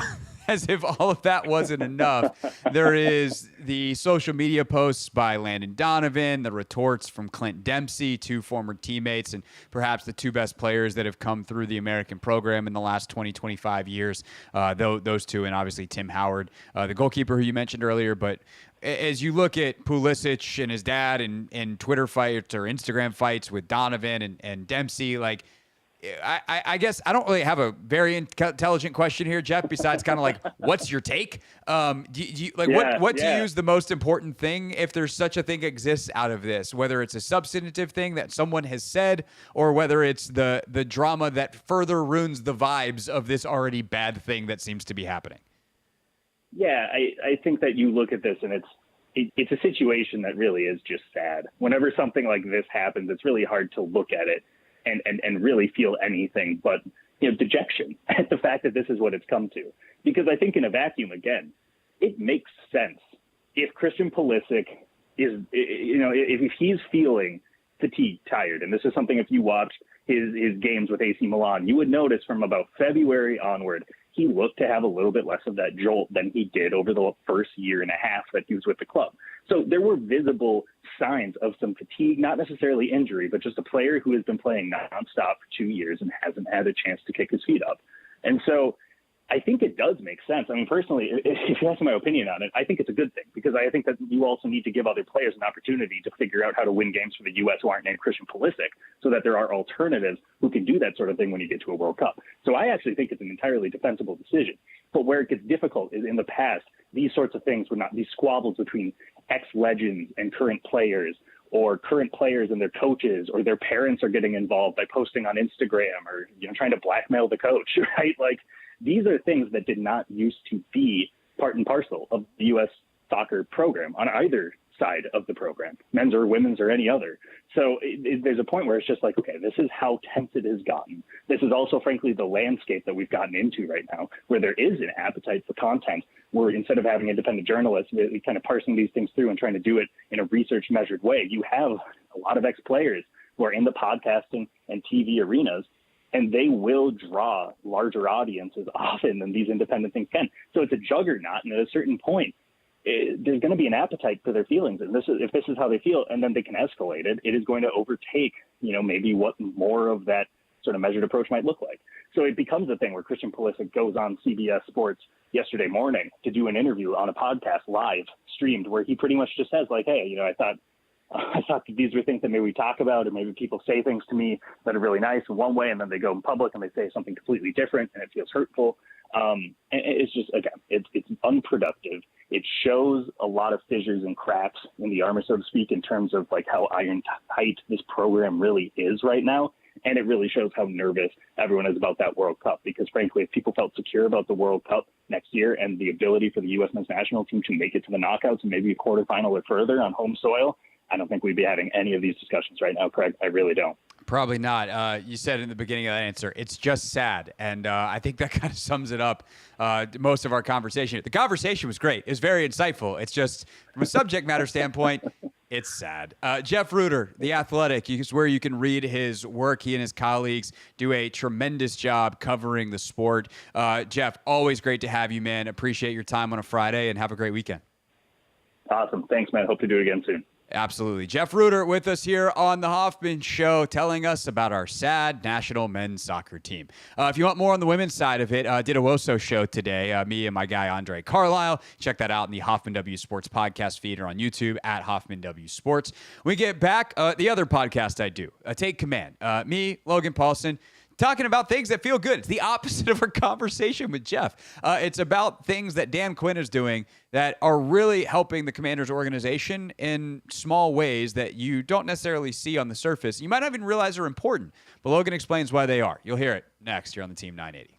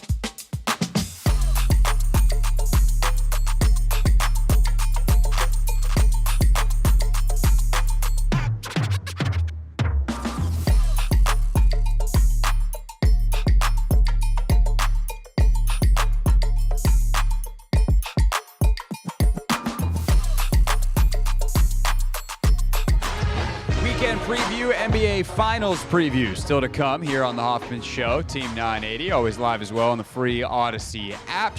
Streaming live on YouTube, too, at the Team 980. Right now, they'll take command for you on a Friday. Me and Logan wrapping up our off-season program, if you will. We'll still be doing pods twice a week. It's just OTAs are over. Minicamp is over. Commanders ended it on Thursday with a barbecue for the players and their families, as well as inviting a bunch of high school coaches to practice. And Logan was like, hey, I think we should talk about these things. I actually think they're more important than people realize. Why? Well, here are your answers. Wrapping up here on Take Command with some feel good, and that's how the Commanders are wrapping.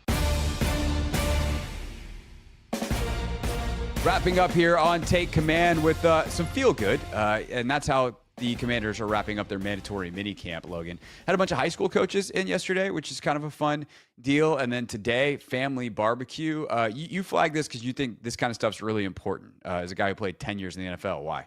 Yeah, so as a player, I probably wouldn't have thought the barbecue thing is different, but the coaches thing, I kind of thought I'd be like, why are these guys here? Like, what are they really gleaning from practice? But I do think it's a great way to build relationships. Like some of the high school coaches that I have worked with, at Independence and at Stonebridge were there.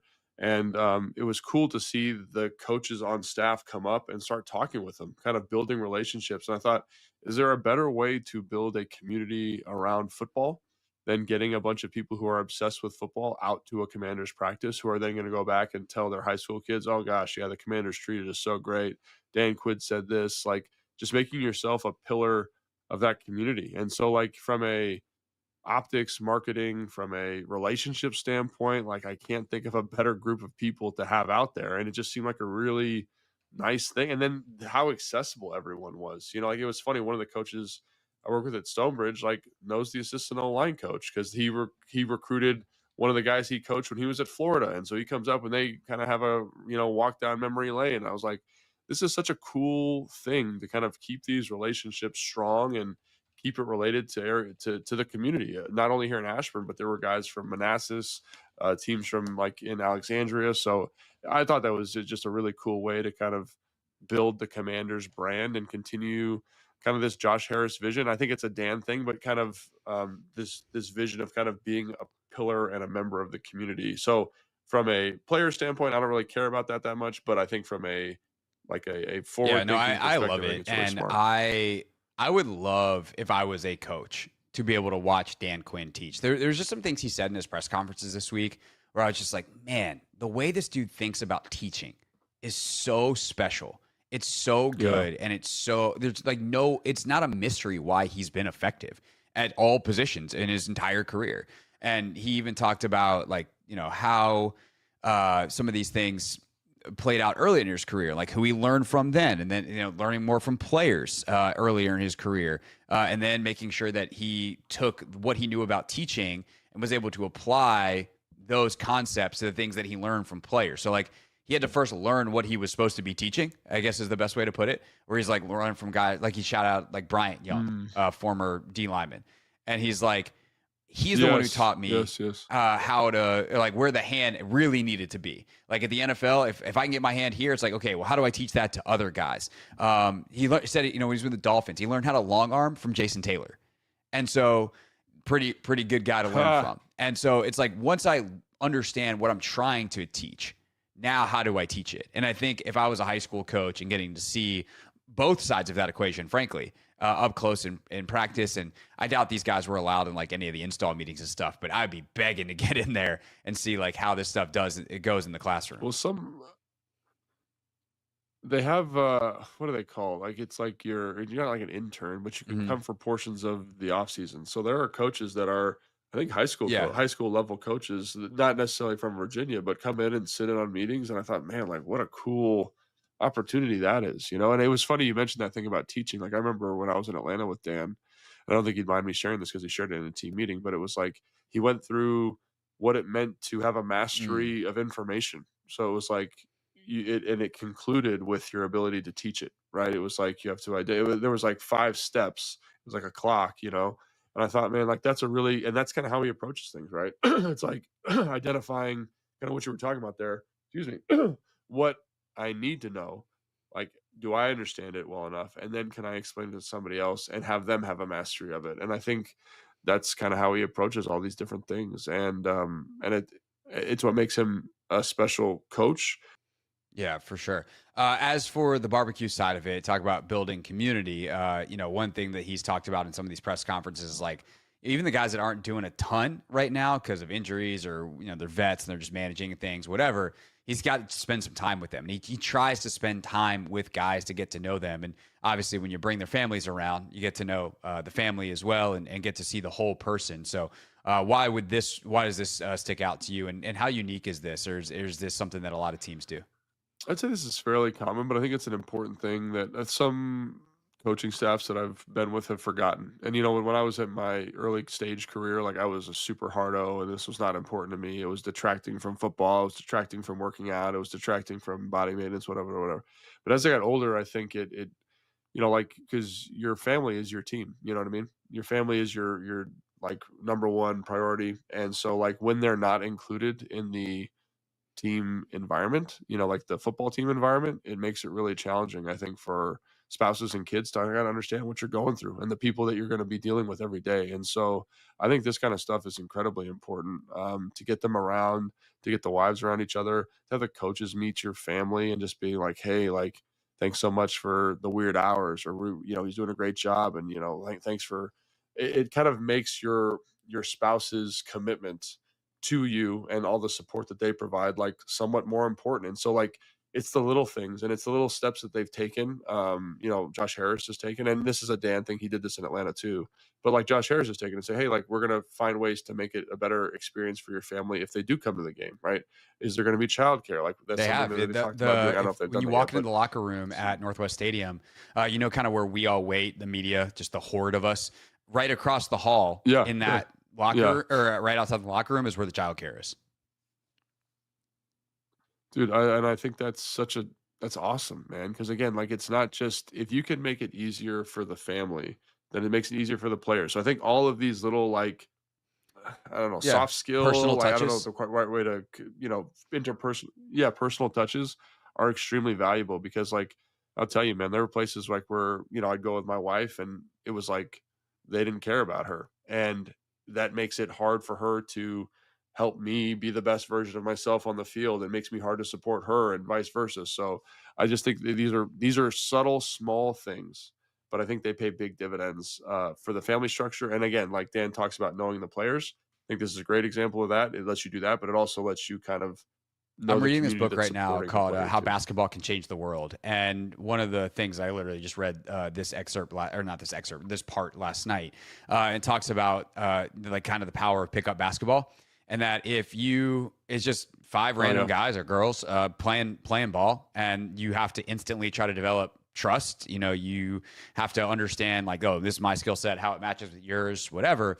But then like where it takes it next level is, let's say you see that person off the basketball court and like you see them, like, you acknowledge their humanness. Like it's not just a stranger. It's like, oh, I have some baseline of human connection with that person. And I feel like there's some of that too, especially in football, which can be such a cold business. And it's not to say that like now we're going to keep 58 players because we care about you and screw the NFL rules. We're going to petition Roger Goodell because we just can't stand the thought of cutting. Like, no, the business is still going to ultimately be the business, but how you handle that business might change. And that's a good thing. How a coach invests in a player, that's a good thing. And I think that it's the more human the connection, and not to mention the trust is something that we talk about all the time in this sport. I talked about it with Dietrich Wise the other day. I've talked about it with Jonathan Jones, just this camp in the last couple of weeks, or just this spring, the last couple of weeks, that building trust on the field matters. When you have a trust from a human standpoint, from a larger connection outside of just, do you know your assignment? That can matter on the field. And that goes from coach to player, player to player, player to coach. And these kinds of things, I think, help you see the whole human, because you're not just like, oh, that dude's number whatever, my teammate. You're like, oh, that's a dad, that's a husband, that's a, whoever. Or that maybe it's a younger guy who's single, doesn't have any, partner, kids, anything, but he's playing with my kids. And like, I saw that side of him. And so it just provides those opportunities that don't happen in a football practice. obviously. Yeah, and I think a lot of people or a lot of coaches that not a lot, but I'd say about 50% of them would not do that because they didn't want to see that side of you. They didn't want to see that because it made it harder to cut. It made it harder to kind of manage the roster, make those decisions. And I think that's something that I've always respected about Dan is that he worked really hard to build those connections, even though he knew it was going to be harder for himself to But manage you're the never going to roster get down the best road, out of a you know? guy and And truly know what you had unless you know him. And like that it probably Absolutely. like, is it harder in the moment when you have to make the cut? Yeah, but you gave the guy an honest chance, and like that's coaching at this level. Yeah. And I think that's excellent. And again, like this is a small thing. It's a family barbecue. They're gonna get it's catered, entertain, like whatever. But it is significant. And I think these are the little things that make this staff and make this make it special, I think. And why this feels like it's something sustainable long term is these little moments. So again, this is soft stuff. It's not a huge deal, but I think it shows For sure. And in a league of shows a small mindset, which margins, is cool. everything matters. So might as well take care of the little things because you never know what's going to be the thing that pushes you across in the end. All right, that is our show for today. We'll see what happens in this final short practice. Anything major happens or not, we'll be talking about it on the Hoffman Show, 4 o'clock this afternoon, live on the Team 980. We'll also hear from Dan Quinn after practice in terms of what happened with Noah Brown and any other updates that we need to get. Logan and I will be back on Monday or Tuesday with a mailbag episode, so get your questions in now at hoffmanshow.com or using Instagram at hoffman.sports or at Logan_Paulson82. In the meantime, if you made it this far and you haven't subscribed, now. All right, that is how we end to Take Command. If you want to hear the almost 45 minutes that preceded it, a football conversation, check out Take Command wherever you get your podcasts. Of course, you miss any part of this show, you can check it out as well. Just search The Hoffman Show wherever you get your podcast. When we get back, we will hit our weekend preview, and then at 6:30, we'll take a look at the NBA Finals. And by the way, Anthony, the weekend preview. Do we maybe there's a sponsor. People are gonna have to tune in to find out. But first, the latest. This has a sponsor. First, the latest in the world of women's sports, presented to you by Wawa. Chicken how you want it at Wawa with customizable roasted or crispy chicken sandwiches.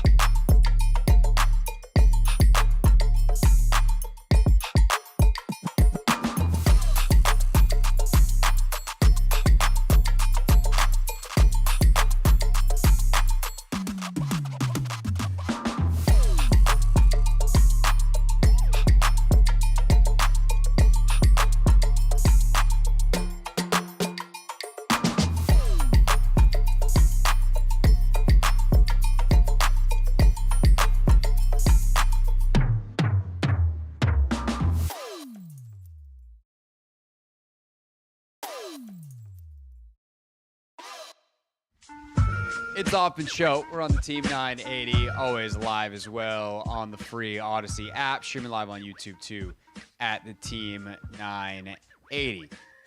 Weekend preview time. Anthony, sad to report that we double-checked during the break, and it's still brought to you by nobody. Are you serious? Yeah. You knew that, though, so you can stop fake crying. Take a look at the local sports scene on the weekend. Earlier in the show, we talked to Shannon Harris, the head coach of the DC Defenders.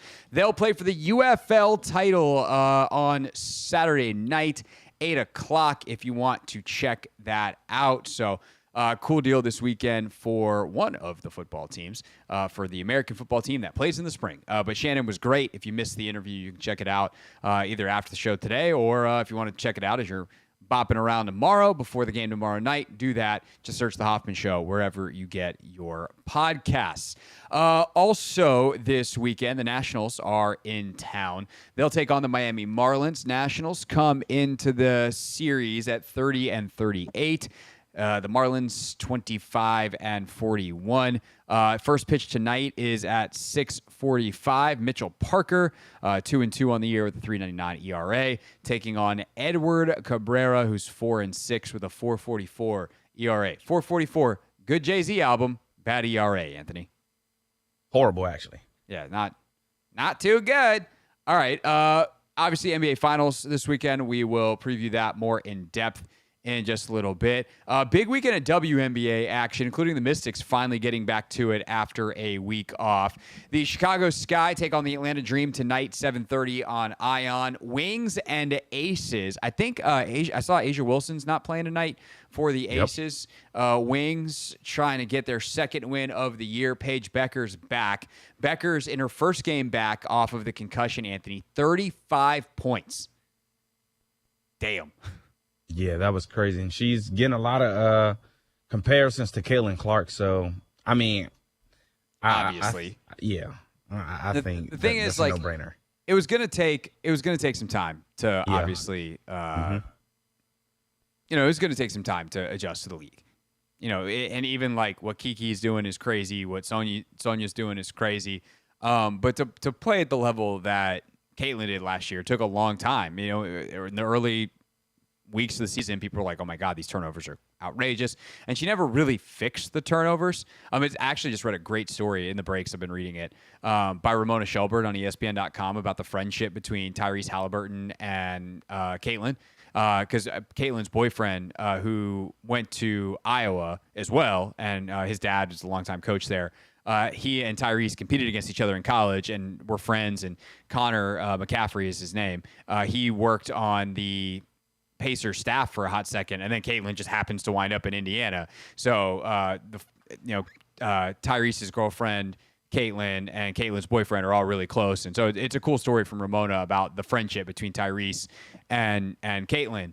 But Tyrese is known as the guy who never turns the basketball over, and Caitlin literally set a WNBA record for turnovers. So trying to learn from him a little bit how to get that assist-to-turnover ratio down. But Paige starting to figure out the league a little bit, and in some ways, not the concussion was good for her by any stretch, but I do wonder if seeing the couple games from the sideline with the knowledge of what she's seen, from playing and then getting back to it, that little bit of a break could be something to help her out. Speaking of coming back from injury, Caitlin Clark is back. She's going to play against the New York Liberty tomorrow, 3 o'clock on ABC. Clark averaging 19 points per game, 6 rebounds a game, 9.2 assists a game on the season.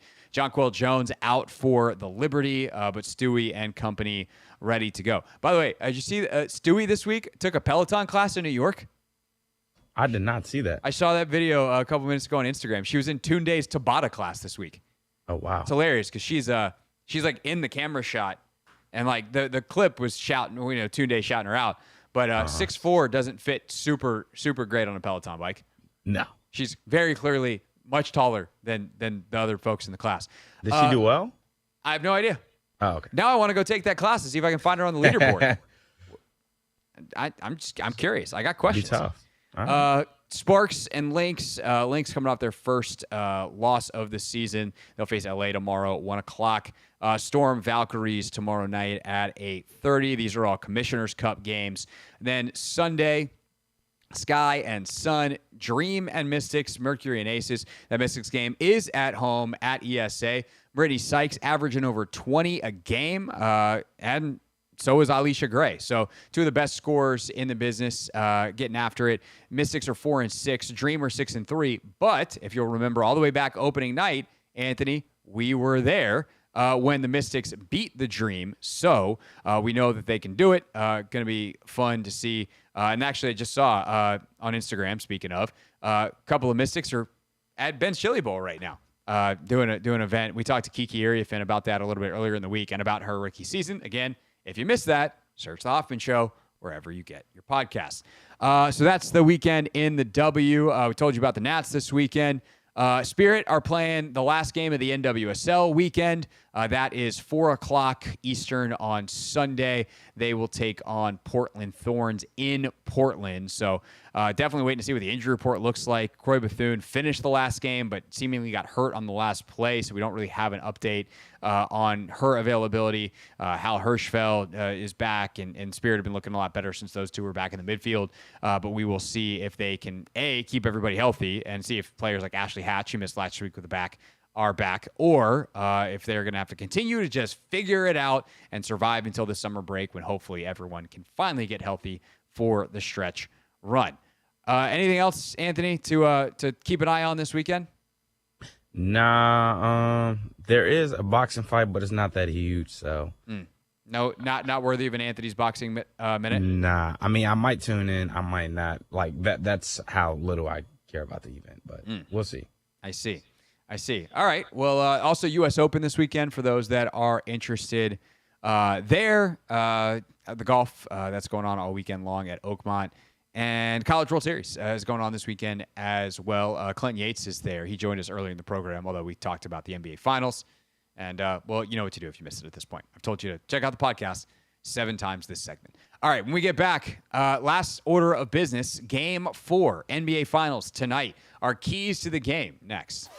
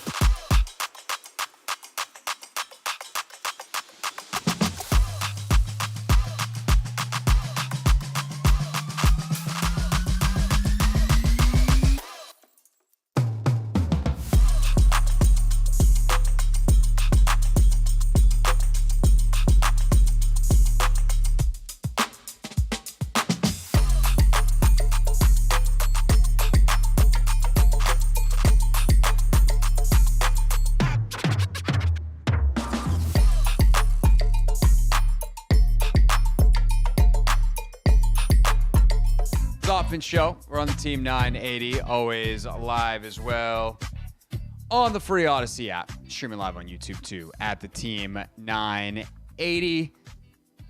All right, Game 4, NBA Finals tonight. Man, I'm pumped for this one. Indiana leads 2-1. They take the lead 3-1 with the win, obviously, and that becomes a pretty dire situation for Oklahoma City. And I'd rather be Oklahoma City than any other team if you're down 3-1.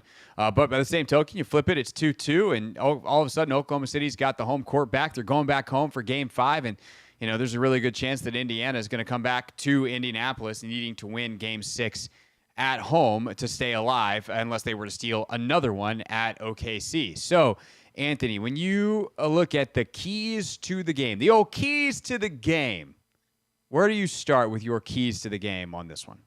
Well, I want the series to go 7, so I'm going to start with keys for the Oklahoma City Thunder to get this dub tonight.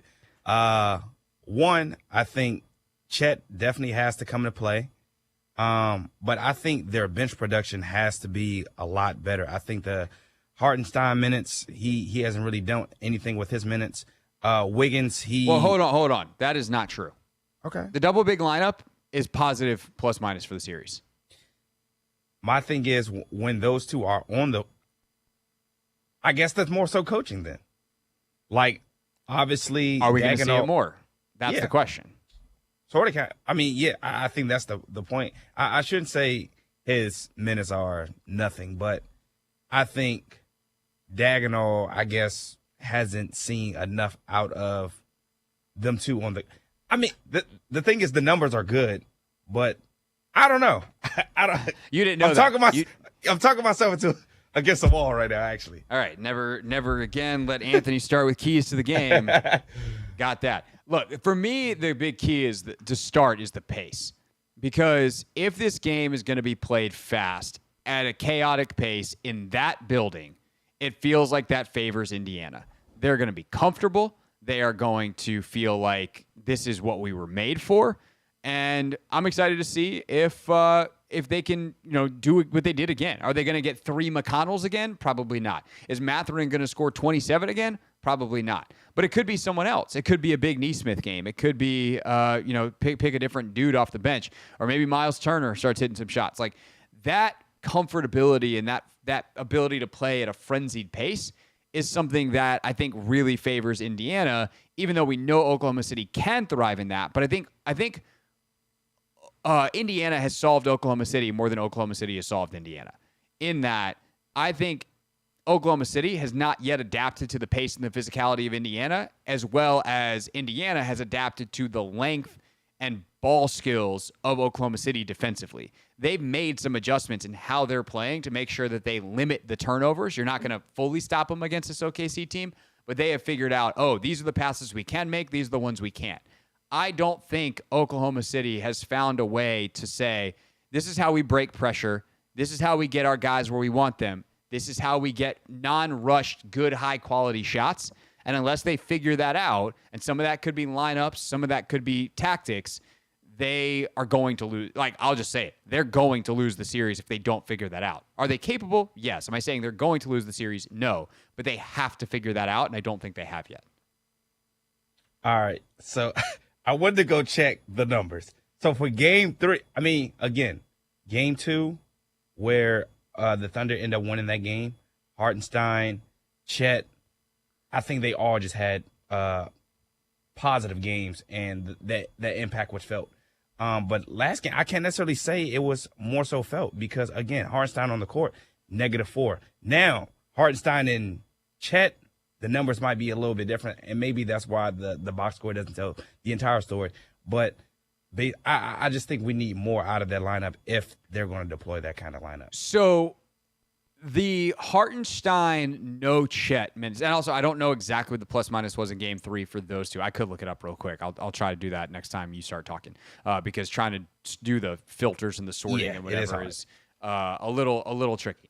But if you look at, like, that was a huge key of Game 3 is the non-SGA minutes. So that's Hartenstein out there with probably J-Dub, with and maybe it's Isaiah Joe. Like, who is out there for the non-SGA minutes? Like, that is something. Is it Cason Wallace who moves to the bench and Caruso is in the starting lineup? Like, that could be a thing. Is it Caruso? Whoever is out there with probably Jalen Williams, a.k.a. J-Dub, because remember, there's 2 Jalen Williamses. Jalen's Williams? Anyway, J-Dub, Hartenstein, not Chet. Who else? Or are those the double big minutes when SGA is on the bench? Like, let's try to throw something a little bit different. Yeah. Maybe Chet becomes a centerpiece of the offense in a different kind of matchup. So I think those are the minutes that, they dominated in games 1 and 2, or not dominated, but they were +7 going into game 3, and they lost those minutes massively because on the other end of that, like, those were the Mathurin minutes. Those were the McConnell minutes in game 3, and obviously Indiana's bench was thoroughly dominant starting in that second quarter. Yeah, and you talk about the bench, and that was my point for game 3 anyway. Like, the bench literally gave them nothing. Aaron Wiggins didn't do anything, even though he had a great game 2. Isaiah Joe, you get 2 threes off him, but he only played 4 minutes because, again, he isn't the defender that a Cason Wallace is or Alex Caruso is. So you can only play him sparingly. And then, Alex Caruso also didn't give much. So I think the bench is definitely going to be important. And we've seen this, like Indiana's bench, they came to play last game.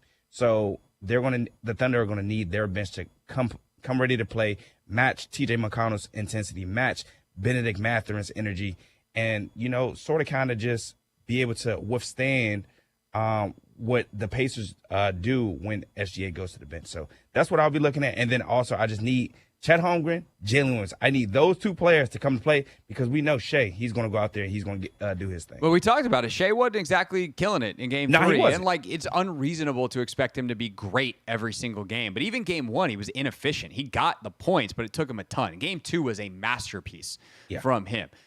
In game 3, the double big lineup was +3 in almost 6 minutes. The 8.5 minutes that Hartenstein and Cason Wallace shared on the bench or on the floor, that was a -10. So obviously, can you get the right combo of guys out there in those minutes? I think that's a huge key tonight. But I think on the Indiana side, it's Halliburton. How aggressive are you to shoot? Are you taking those mid-rangers? Are you taking those floaters? Another great anecdote from the Ramona Shelburne piece that I referenced a little bit ago on the friendship between Halliburton and Caitlin Clark is, I mentioned Caitlin's trying to learn how to not turn the ball over from Tyrese.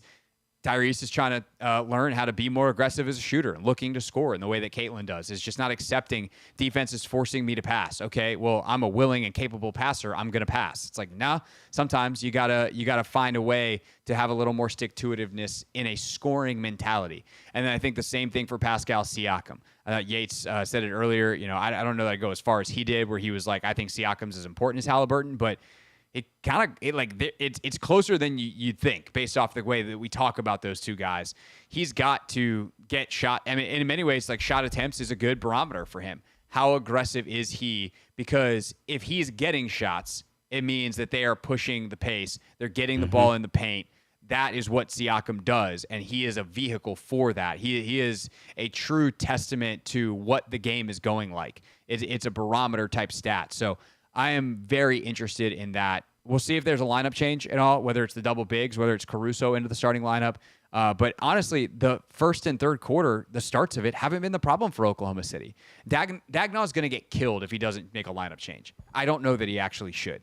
The question is really, how do you get consistency once you get out of your starting lineup against Indiana? Once you get out of those first few minutes of the first quarter where they've led every single game. Third quarter, they make the run at the start of the third quarter of game 3. How do you maintain that? How do you find other runs within the game? That's where they haven't been able to do it. So if you need to change out your lineup for that, fine. But I think it's got to be more of how you handle certain things Indiana's doing than just let's swap around the order in which the guys play. How shocked would you be if Halliburton doesn't come out as aggressive as he was last game?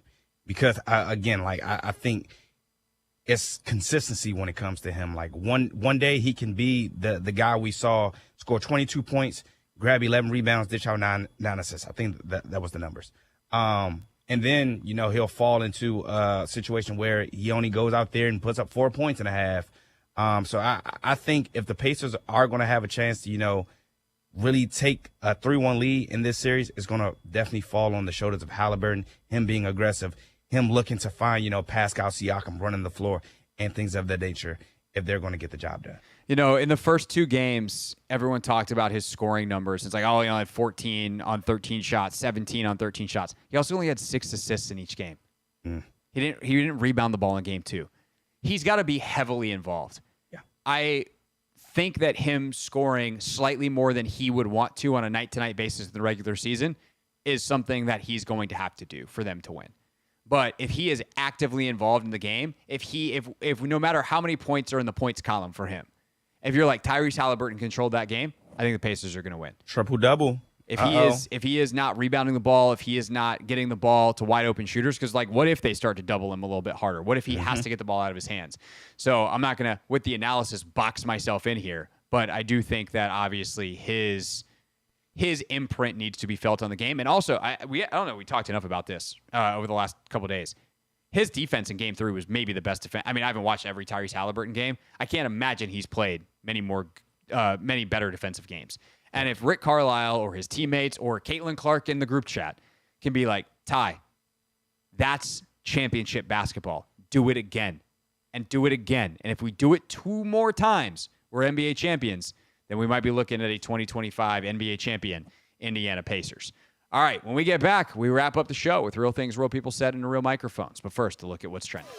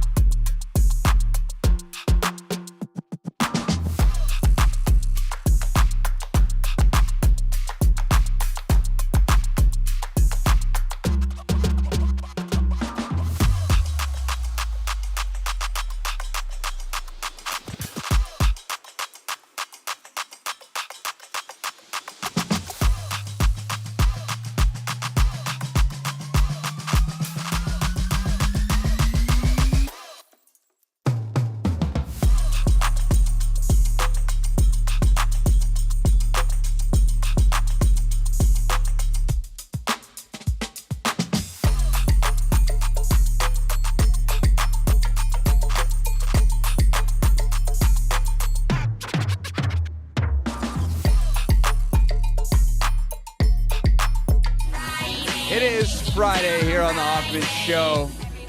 Anthony's headed to New York. I'm not doing anything this weekend. Actually, that's not true. Going to a nice little backyard wedding. Shouts out to our good friends G and Tree. Getting married this weekend before they have a big official wedding in Portugal in September. So get to go to Portugal, Anthony. I'm pretty pumped about that. But you're going to New York to get all styled up for your trip to Paris. I am indeed, Mr. Craig Hoffman, and I'll be taking the Amtrak. You will, which is something you've never done before. No. And so what time? I need advice. It's 6:51 right now. What time's your train? My train is at 7:12. Because here's the other thing, Anthony. I hope that the parking is easy for you. Oh, no. I'm not driving. I have my Uber set to pick me up at 7:56. 6:56. It's 6:50. Woo! Let me make sure.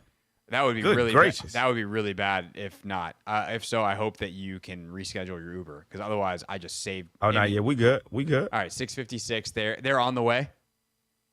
Yes, sir. All right, good. And then you're gonna go to Union Station. You're gonna get dropped off in front. You're gonna walk through the front doors. You're gonna go to the back. You're gonna find which train is yours, and you're gonna head towards that door. And there's either one of two things is gonna happen. Either there's gonna be a line of people. And you're going to get in that line. And you probably, you can be the guy that asks, like, hey, is this the line for whatever? But you probably that will figure it definitely out. be me. You're smart. But people will be like, yep. And then you go, okay, cool. And you go find the back of the line. Or that line will have already gone because you are going to be close enough to your train that you just need to go straight to the platform, in which case you're going to find the guy that looks like a train conductor, all the people in the Amtrak gear, and you're going to be like, this way for the 7:12 to New York. And you're going to be like, they're going to go, yep. And then you walk out to the platform and you get on the train. Yep. Just make sure you get in the, did you buy a business class or what kind of ticket we got? Economy? Just regular? Yeah, just regular. I don't know what that means. Just get on one of the trains that's marked coach. There hopefully will be people out there to direct you. I would get on, here's my other pro tip, especially if you're cutting it close. Get on the first coach car you can find. And hopefully there's plenty of seats available. Okay. But if not, you can walk inside the train. You can just go car to car inside the train. I saw that on movies. I didn't think you could do it in real life. Yeah, no, it's much different than it is in the movies. Like it's enclosed. It's not even like Metro going train to train. Okay.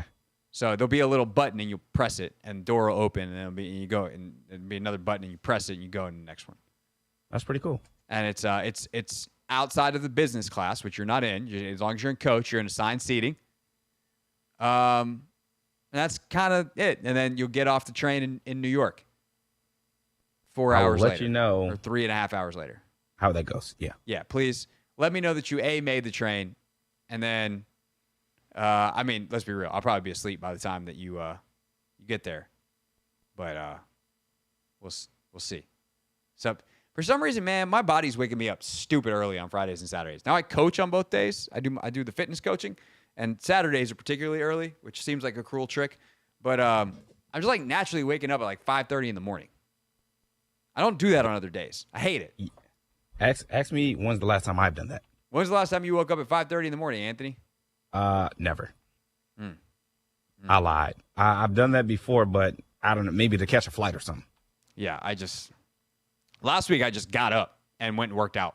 I was like, I'm going to work out before I coach at 6 a.m. There's something cool about doing 6 a.m. workouts, but I never want to have to do that on purpose. But I was just like, I guess I'm going to go work out because I hadn't just up. All right, do we have time for real things? We have a minute and 15 seconds. Sure. It's time for real things. Real things. We're not going to be sucked this year. Real people. 5 and 11. Not very good. Said into real microphones. The culture is actually damn good. All right, pick your favorite, Anthony. We got time for one, and then you got to catch the train. All right, so Darius Slayton was asked how his conversations with Jameis Winston go. It's so hard to describe. It's just like how I'm talking right now. He'll be talking just like this, and it's just a random thoughts that come to his head and they just come out. And it's like, we were talking about, a slant. How did we get to Kentucky Fried Chicken? It's like just hard lefts. Like, I can't think of an exact example, but like that's how best I could describe it. It's just like random hard lefts, but then he comes right back on topic. So it's like, am I tripping or are you tripping? But he's a really fun guy to be around. He's one of a kind. Russ is also one of a kind, and they're very different kinds. Hard Knocks coming this fall. All right, that's our show. Anthony's got to go catch a train. Y'all be good. Enjoy the finals, and we'll see you on Monday here on the Team 980.